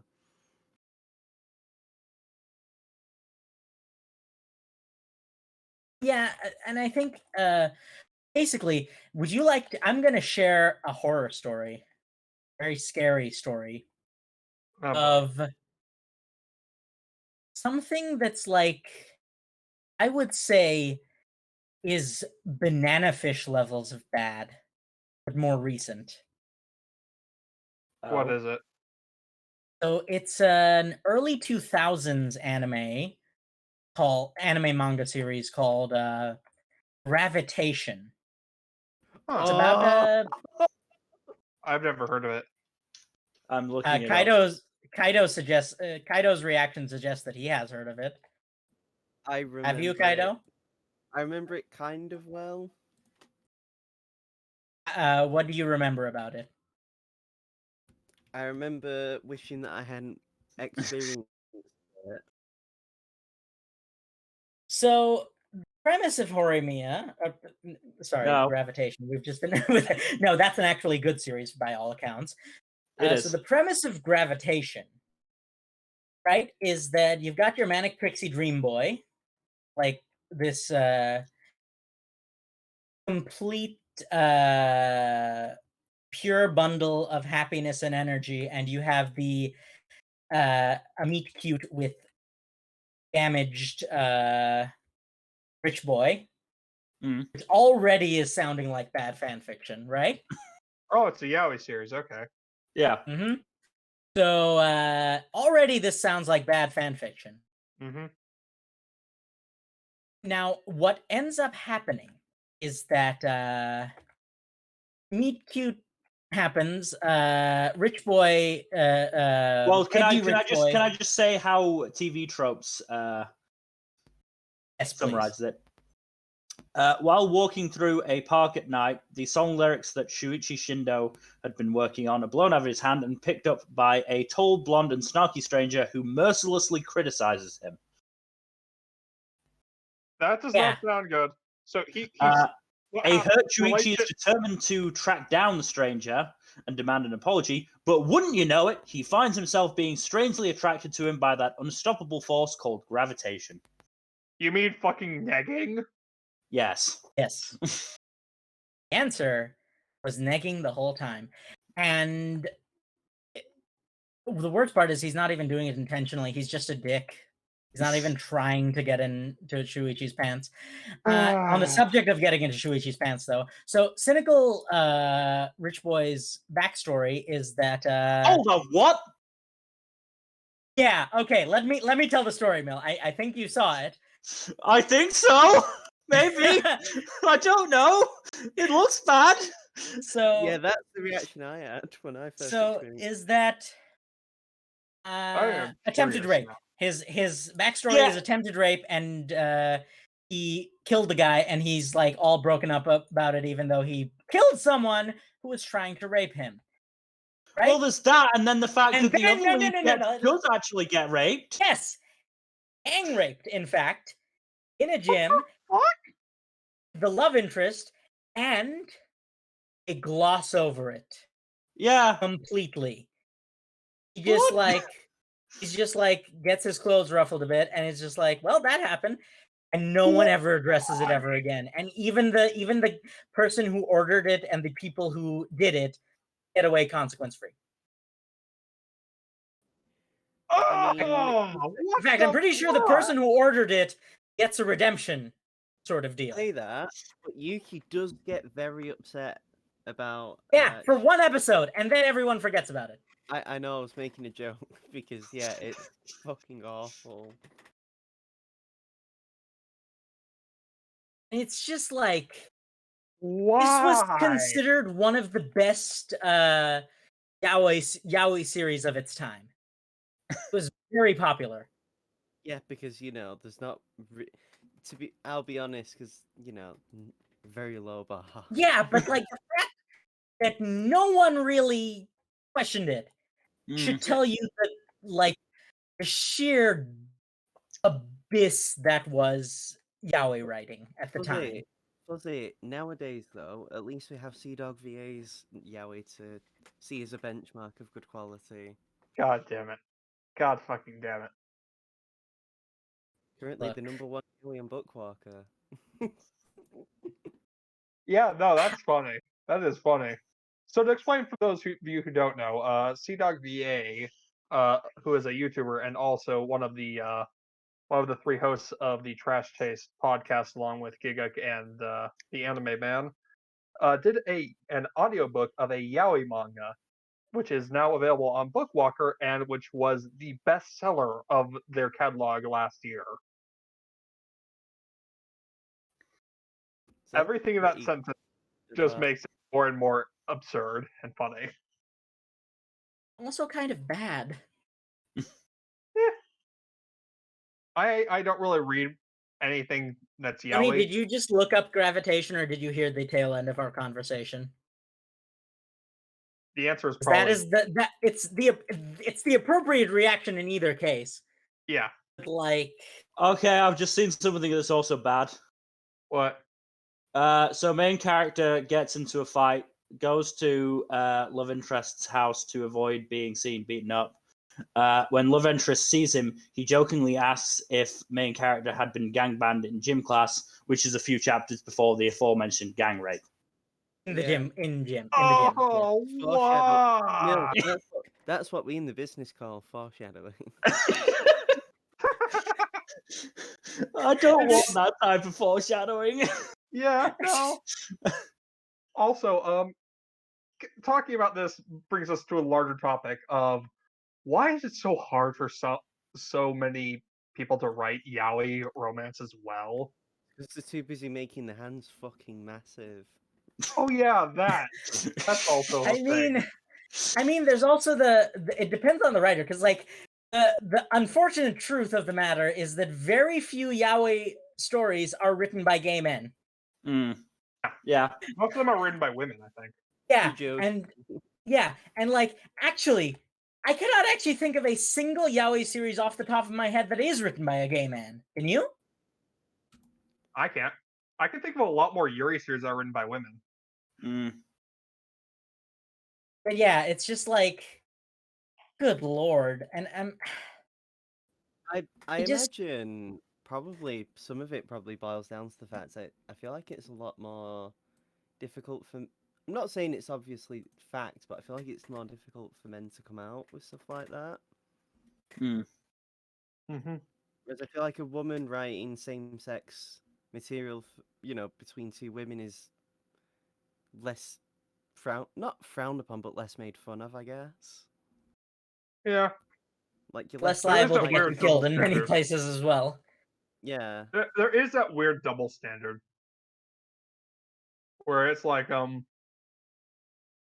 same-sex female relationships are not treated with the same way as same-sex male relationships. Yeah, and In a I nutshell. mean, like, if you want to know the unfortunate, gross reason for it, it's like kind of has to it's do. because men, will find It's a because lesbian relationship hot. straight men Yeah. are basically the, They find a lesbian relationship hot. yes, and Mhm. straight men are find considered the girl and default girl. and most marketable demographic, Men Yeah. are the worst. even though Speak that has for not been men. true for at least a decade. Men are the worst. I'm In a straight general, guy, yes. and I think I I'm a agree. straight- I'm a straight guy, and I think straight men are the worst. Oh, same. And it's This just is like, partially self-deprecation and partially just like No, the fact they that are it's they are the true. fucking The worst. fact that it is very true.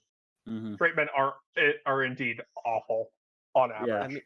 I mean, straight men are the reason why stuff like Laura Bailey was getting harassed on The Last of Us 2 for voicing a character. and That character also having yeah, muscle. not only is that never okay, like the fact that it's not even her who did something for something she did.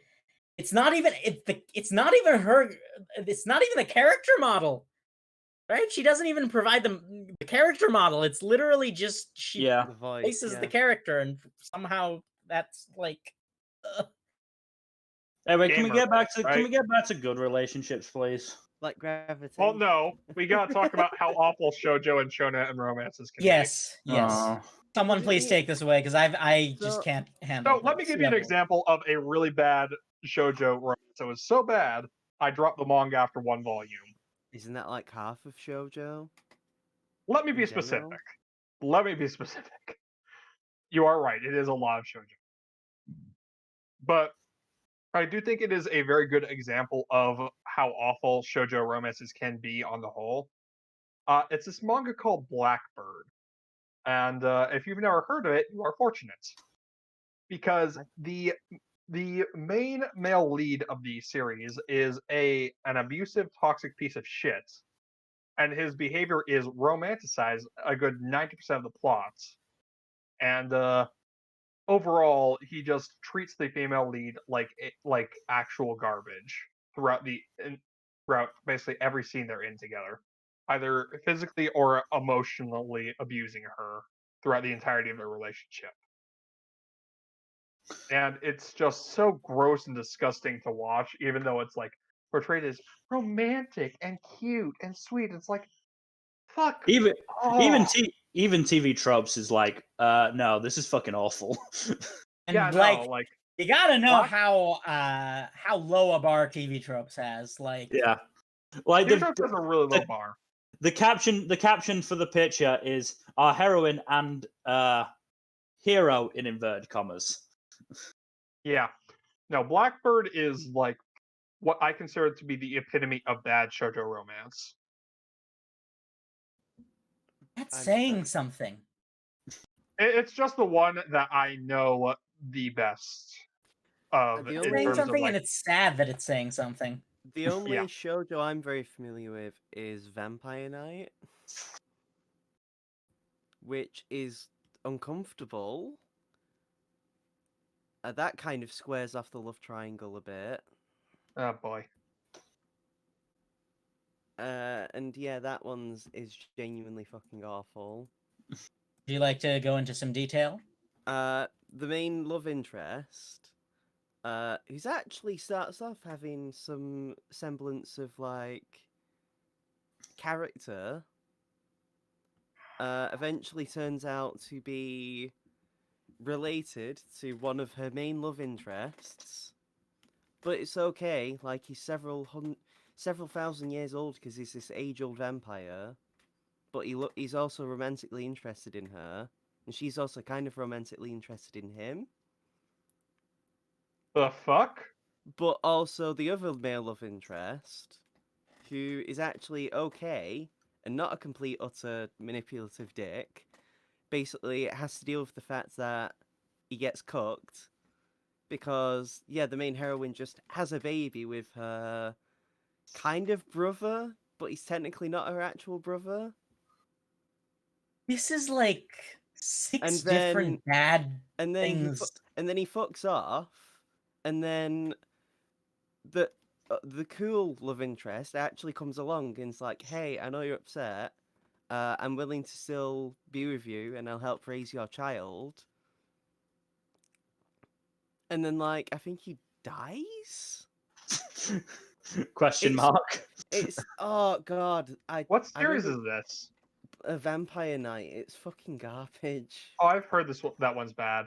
This is like somehow I think it might be Twilight, It's but like worse.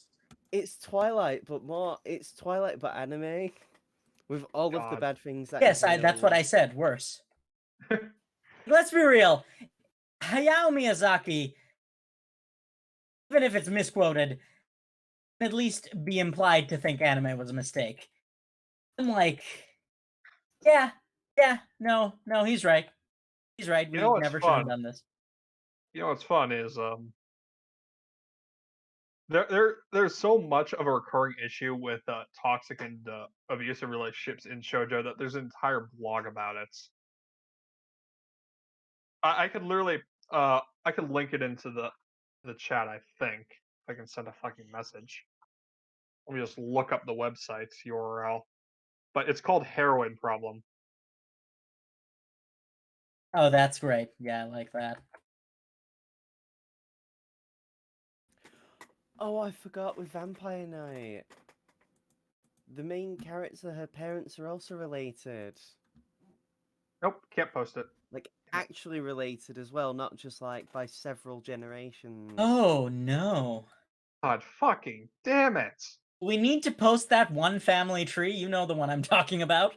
Oh, Yeah, God. like of School what? days. Lockstar, post it in the chat. School School days. days. Yeah. I mean, No, don't post it in chat. Put it up on the put it up on the thing. but Put it yeah, up You on know the what? display. Yeah. yeah. At that point, though, isn't the That's a family tumbleweed. tree That's just a a plank fucking of wood? tumbleweed.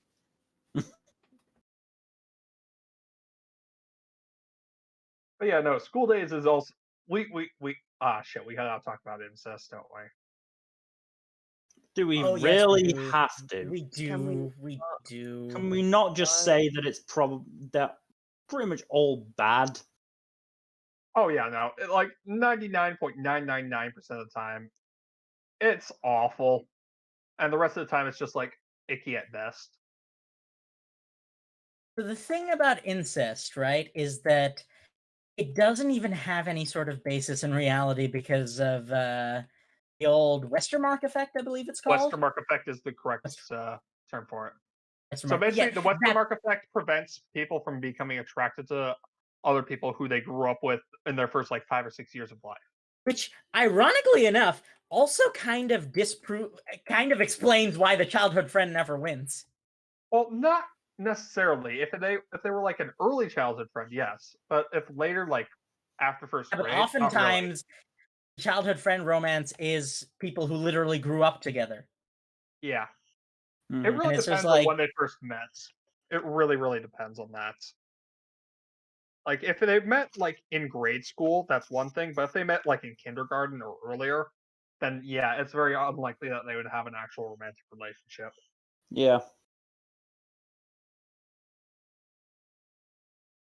Because the Westermark effect literally prevents you from having a relationship, from developing romantic or sexual feelings for someone you knew that early in life, basically as a precaution against incest. yeah. Jesus Christ, what the fuck is with that guy? This isn't even the whole thing. We need to like zoom, like it's zoomed in a little bit. You see that one guy named Tomoru who keeps popping up? And that one Just guy like, named Ayumu who also keeps popping up? Those two Yeah. are responsible for signing like 90% of that family tree. I mean, at that And point, often- it's almost it's almost comedic, yes. But this actually brings us into kind of bordering with the horny episode. Is that do we want to talk about the horrifically toxic and unhealthy and generally yikes takes on quote unquote romance in pornographic materials? I feel like there's a lot to mine there. I'd rather just Let's go save on that. to Let's I'd just rather put just- a pin in that. yeah, I'd rather just talk about like good put it in couples. a box, throw it in the ocean, and never speak of it again. Yeah, let's just yeet it into the sea. Sun more like. Can we just sum it up as porn should not be used as a good example of relationships, and yet that believe seems that. to No, be no, something an no, entire no. Can we generation just- has. Yes, because sex education is terrible. Yeah. What? No. Sex that's- education, what's that? We don't have that in the United States. I had obviously I'm had like a joking. sex education class every year, but one that sticks out in my mind is like The we thing had is, one with the most mean, shriveled, really- bitter husk of a woman ever. Oh, And nice. it's just like, Jesus Christ, why would you have this person actually try and like teach people about sex and relationships? What if the answer is just because it would be funny? I mean, it was kind of funny hearing her try. She was also the religious studies teacher, so No. it was also quite funny. Recipe for disaster. It was also quite funny to hear her read out some of the questions, like, "Can I give a blowjob if I have braces?" I hate that. That's a Like, okay, Sorry, again, I blanked out for a moment. I was busy checking my Discord because I got a ping, and then I just said that off me like, fucking hell. look, it's kind of you signed up for this, Kaido. Anyway, can we just get on to good couples now, please? one more thing.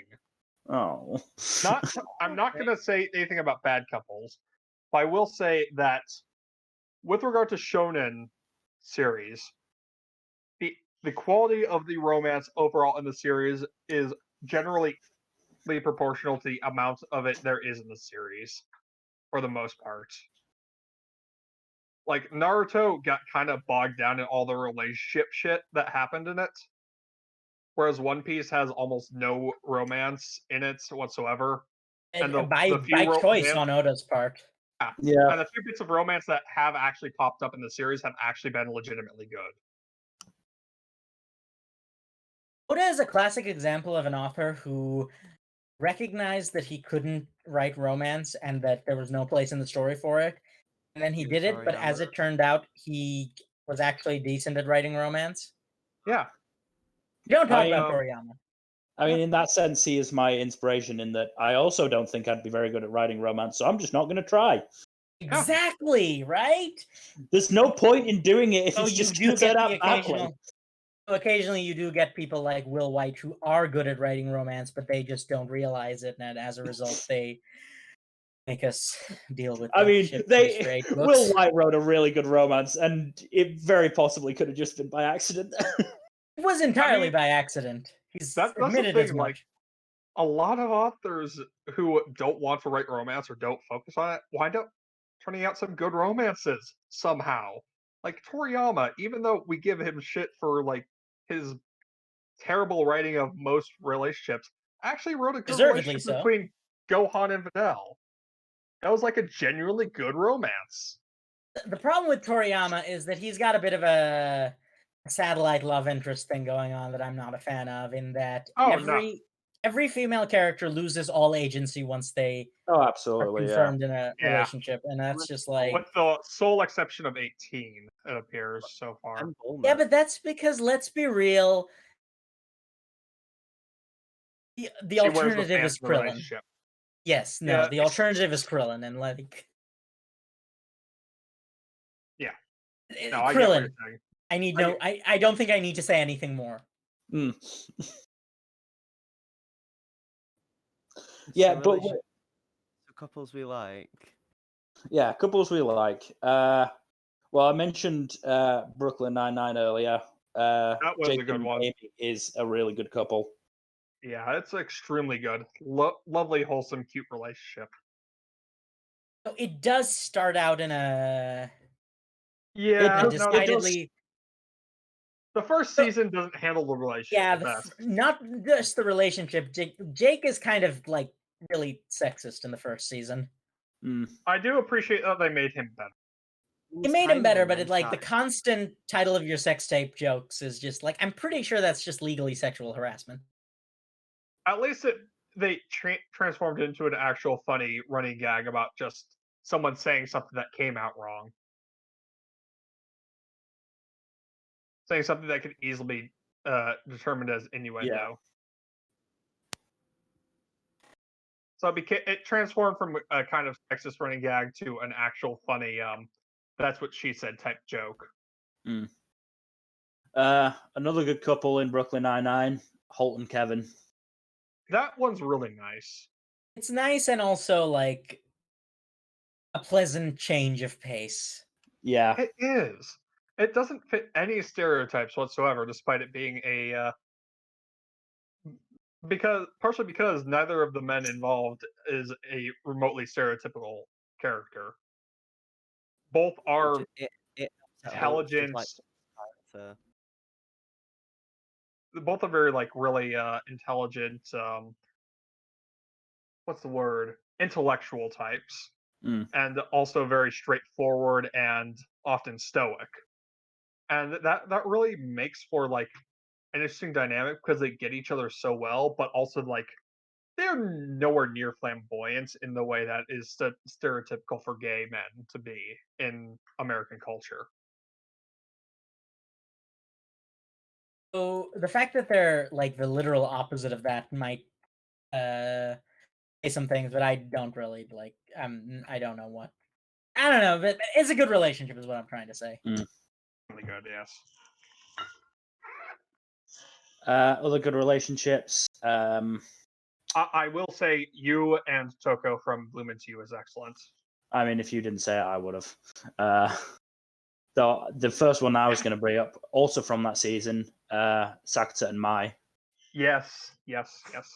It's an also a very good example of what you can do with a relationship that gets together early on and actually focus on the relationship itself, as they I are will actually a say couple.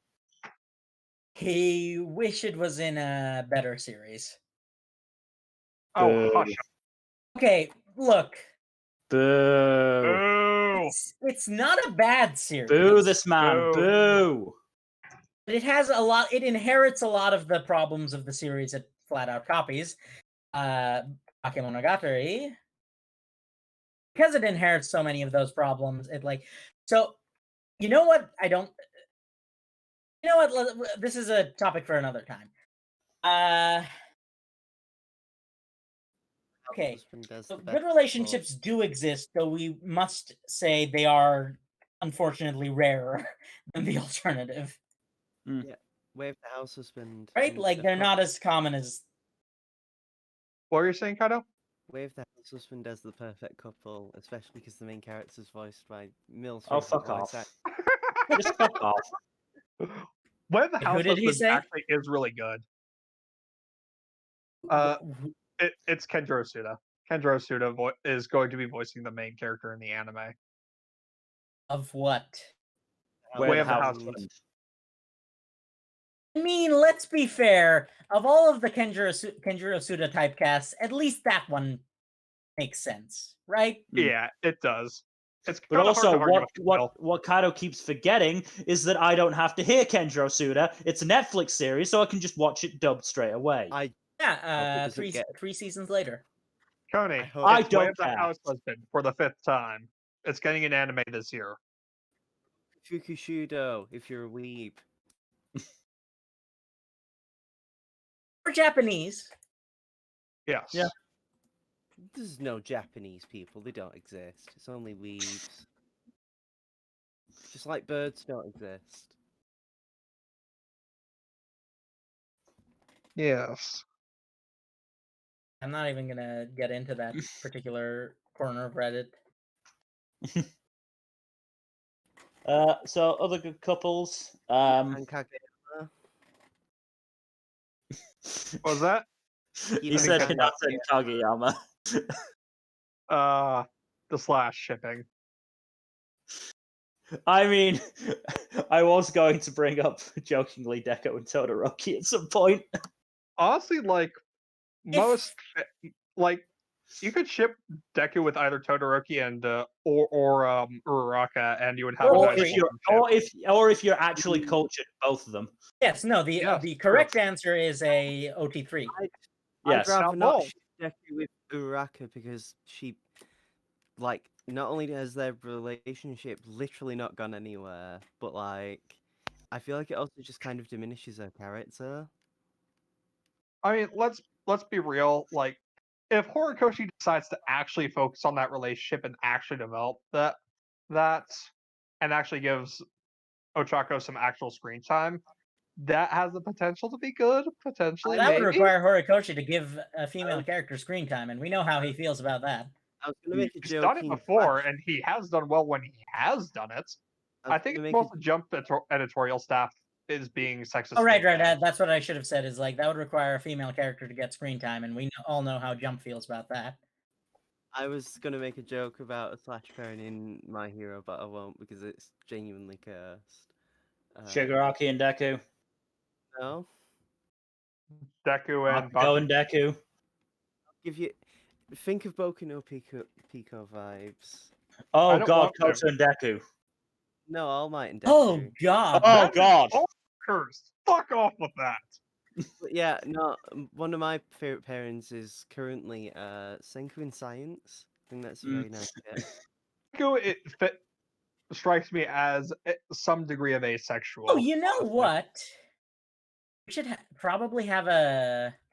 We really did mess up a little bit, I believe. We have not talked about like asexuality and aromantic representation at all, which I feel like is at least tangential to. We should, I but got- the issue is how much of that is actually there. It's the real issue. Yeah, that's only the problem. characters I can Isn't it? think. I think the only I struggle- can I- character who is canonically asexual is Luffy, because Can I He's just- not Oda even has- canonically say- asexual is the thing. He's just like too dumb to understand what romance is. Can I just say like- it's hard enough finding bisexual representation, let alone asexual and aromantic representation. The only asexual and aromantic character that comes to my mind is Maki from Bloom Into You. He's also a very good one. He's very good.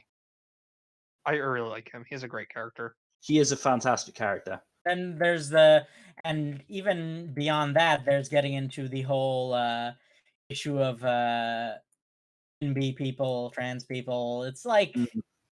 I've heard there are representation. some good manga out there that do have trans characters, as well as some good recent television and Problem is that they're film just examples. so niche to the point that no one Mhm. knows them. How do you think I feel wanting disabled like representation? Mm. Well, to be fair, there's a lot of characters in a lot of series who you can fairly confidently say are on the spectrum. Yeah, Oh, but yeah. cowards because they don't outright say they are. Well, in some cases, it's because they just don't know what that is because of when the piece was written. Yeah, It was written before autism was actually codified as a thing. Also, it's like just kind of it's often an accident because people classify as quirky, which I hate that word in this context, Mm. Oh, God. is oftentimes just like what problems that autistic people have to deal with. yeah, on a don't I regular know it? basis, and I hate it. Yes, I also know it. 3 of the people in this call are like confirmed to be autistic, I believe. Wait, Including my- Mill's autistic? No, not that I know of. I'm I not might be, either. but I don't know. Rockstar autistic? I don't think Anyway, Pretty. so. Oh, that's so based. Rockstar's okay. yeah. So Hey. So the basically, bottom half of this call is of this. way to Punch, you know. segregate. God. Punching up. Hey, I find patterns and I point them out. So yeah, I thought we'd end because we're kind of coming up on time here. Yeah. I thought I- we'd I do end wanna- with a. Okay. Yes. No, go ahead. What say did your you thing want to say? first. Say your thing No, first. because I was thinking we would end with our own personal takes on romance. General. You guys feel comfortable like sharing? Not particularly. No? I mean, I have no stories to tell, so that'd be No, very do I. short. Fair only- enough. The only stories I have to tell is that I've had 4 guys confess to me, not on purpose. Actually, does an unsolicited dick pic count as a confession? No. Then only No, 3. No, no, that that- just account that- that that- just counts as like someone hitting on you. Then 3, but yeah, still. no. I think what we've learned from this is we have no romantic lives, I mean, more or less. Myself by choice. yeah, I believe I could be classified as a romantic. I think. that would not surprise me. I have absolutely Would you no like to- idea.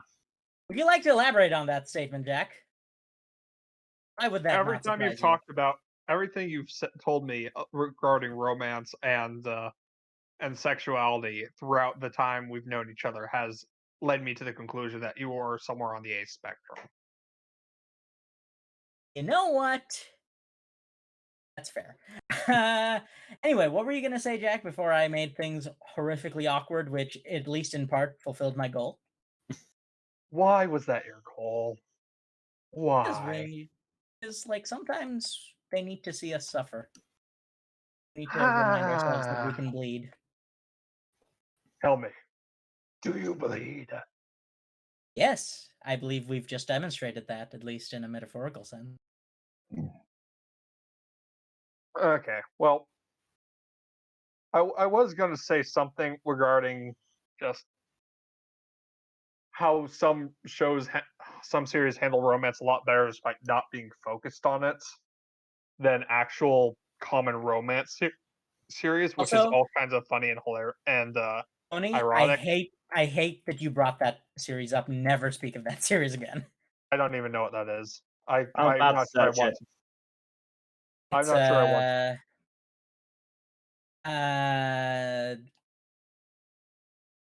features autistic girl and is like, ah, no, no. In it's like in its portrayal of autistic person, it's just God no, please. Is the English title Days with a Girl? Not sure. Tony, would you like to? Anyways, we got off on a Informally. bit of a tangent on that front. I'm sure some people did. Look, I had to. You know, I got to do it, right? No, Like this is you just don't. You don't have to do it. Okay, then do. the summary for that particular series. Yoko Itaku has trouble getting along with people, so he moved to Tokyo as soon as he graduated from high school.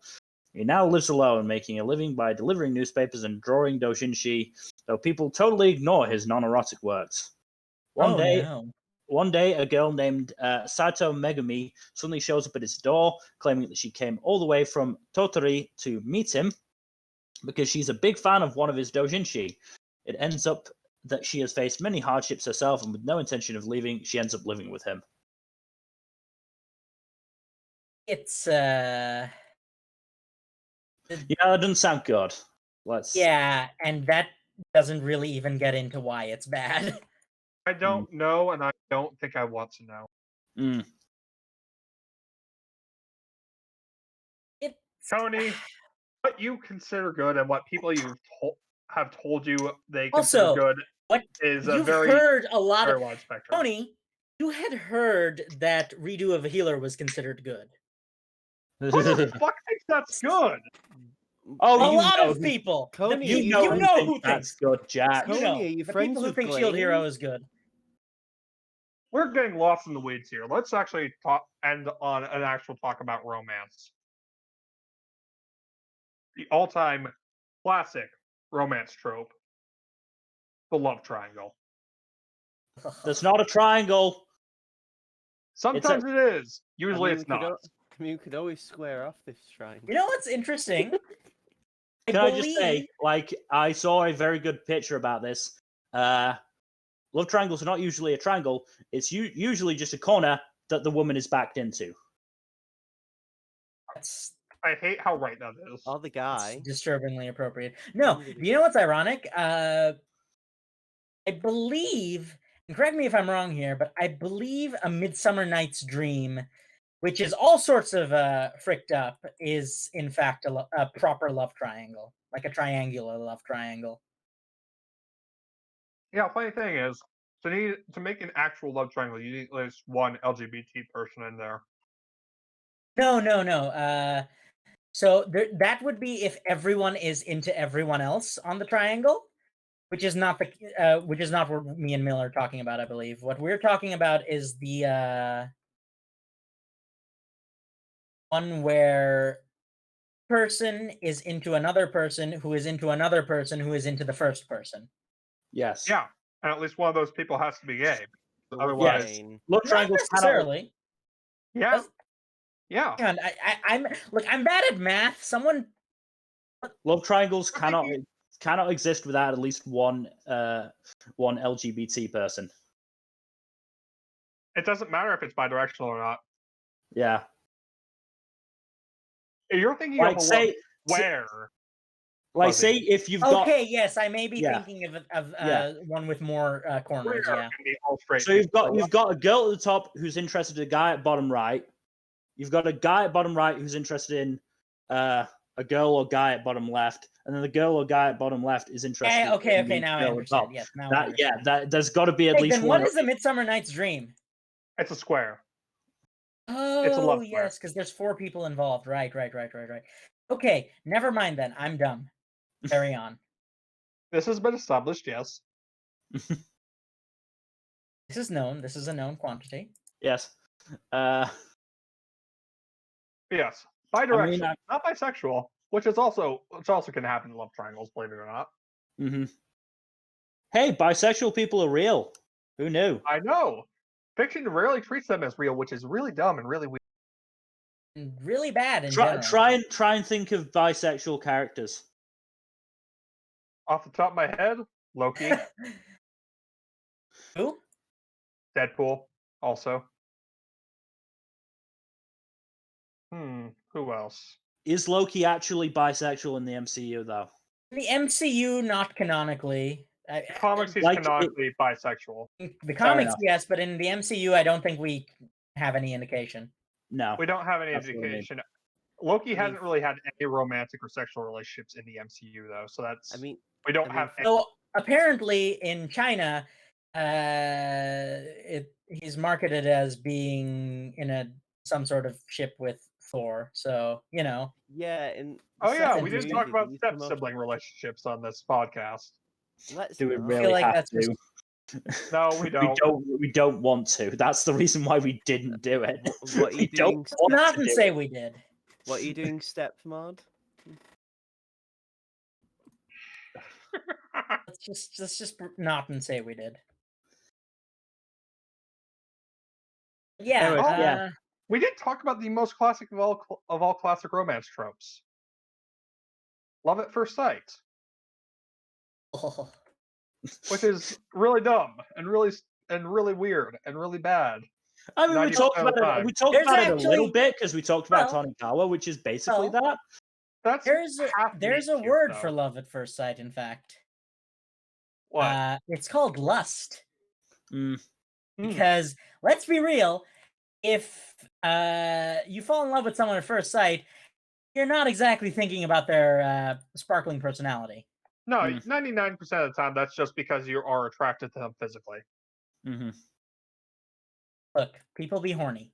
The problem is that people also conflate horny with romantic love. Well, the other problem for is that some people reason. express the horny and call it love instead. Repression is, in fact, an important part of the equation. Yes. Oh, I forgot to mention some bad couples when we were talking about bad couples. Ooh, mention them now. Let's go into this. Ooh, I this is mean, gonna be fun. the main 2 couples in Harry Potter, both are terrible. I Snape mean, and Dumbledore. That's Harry Potter.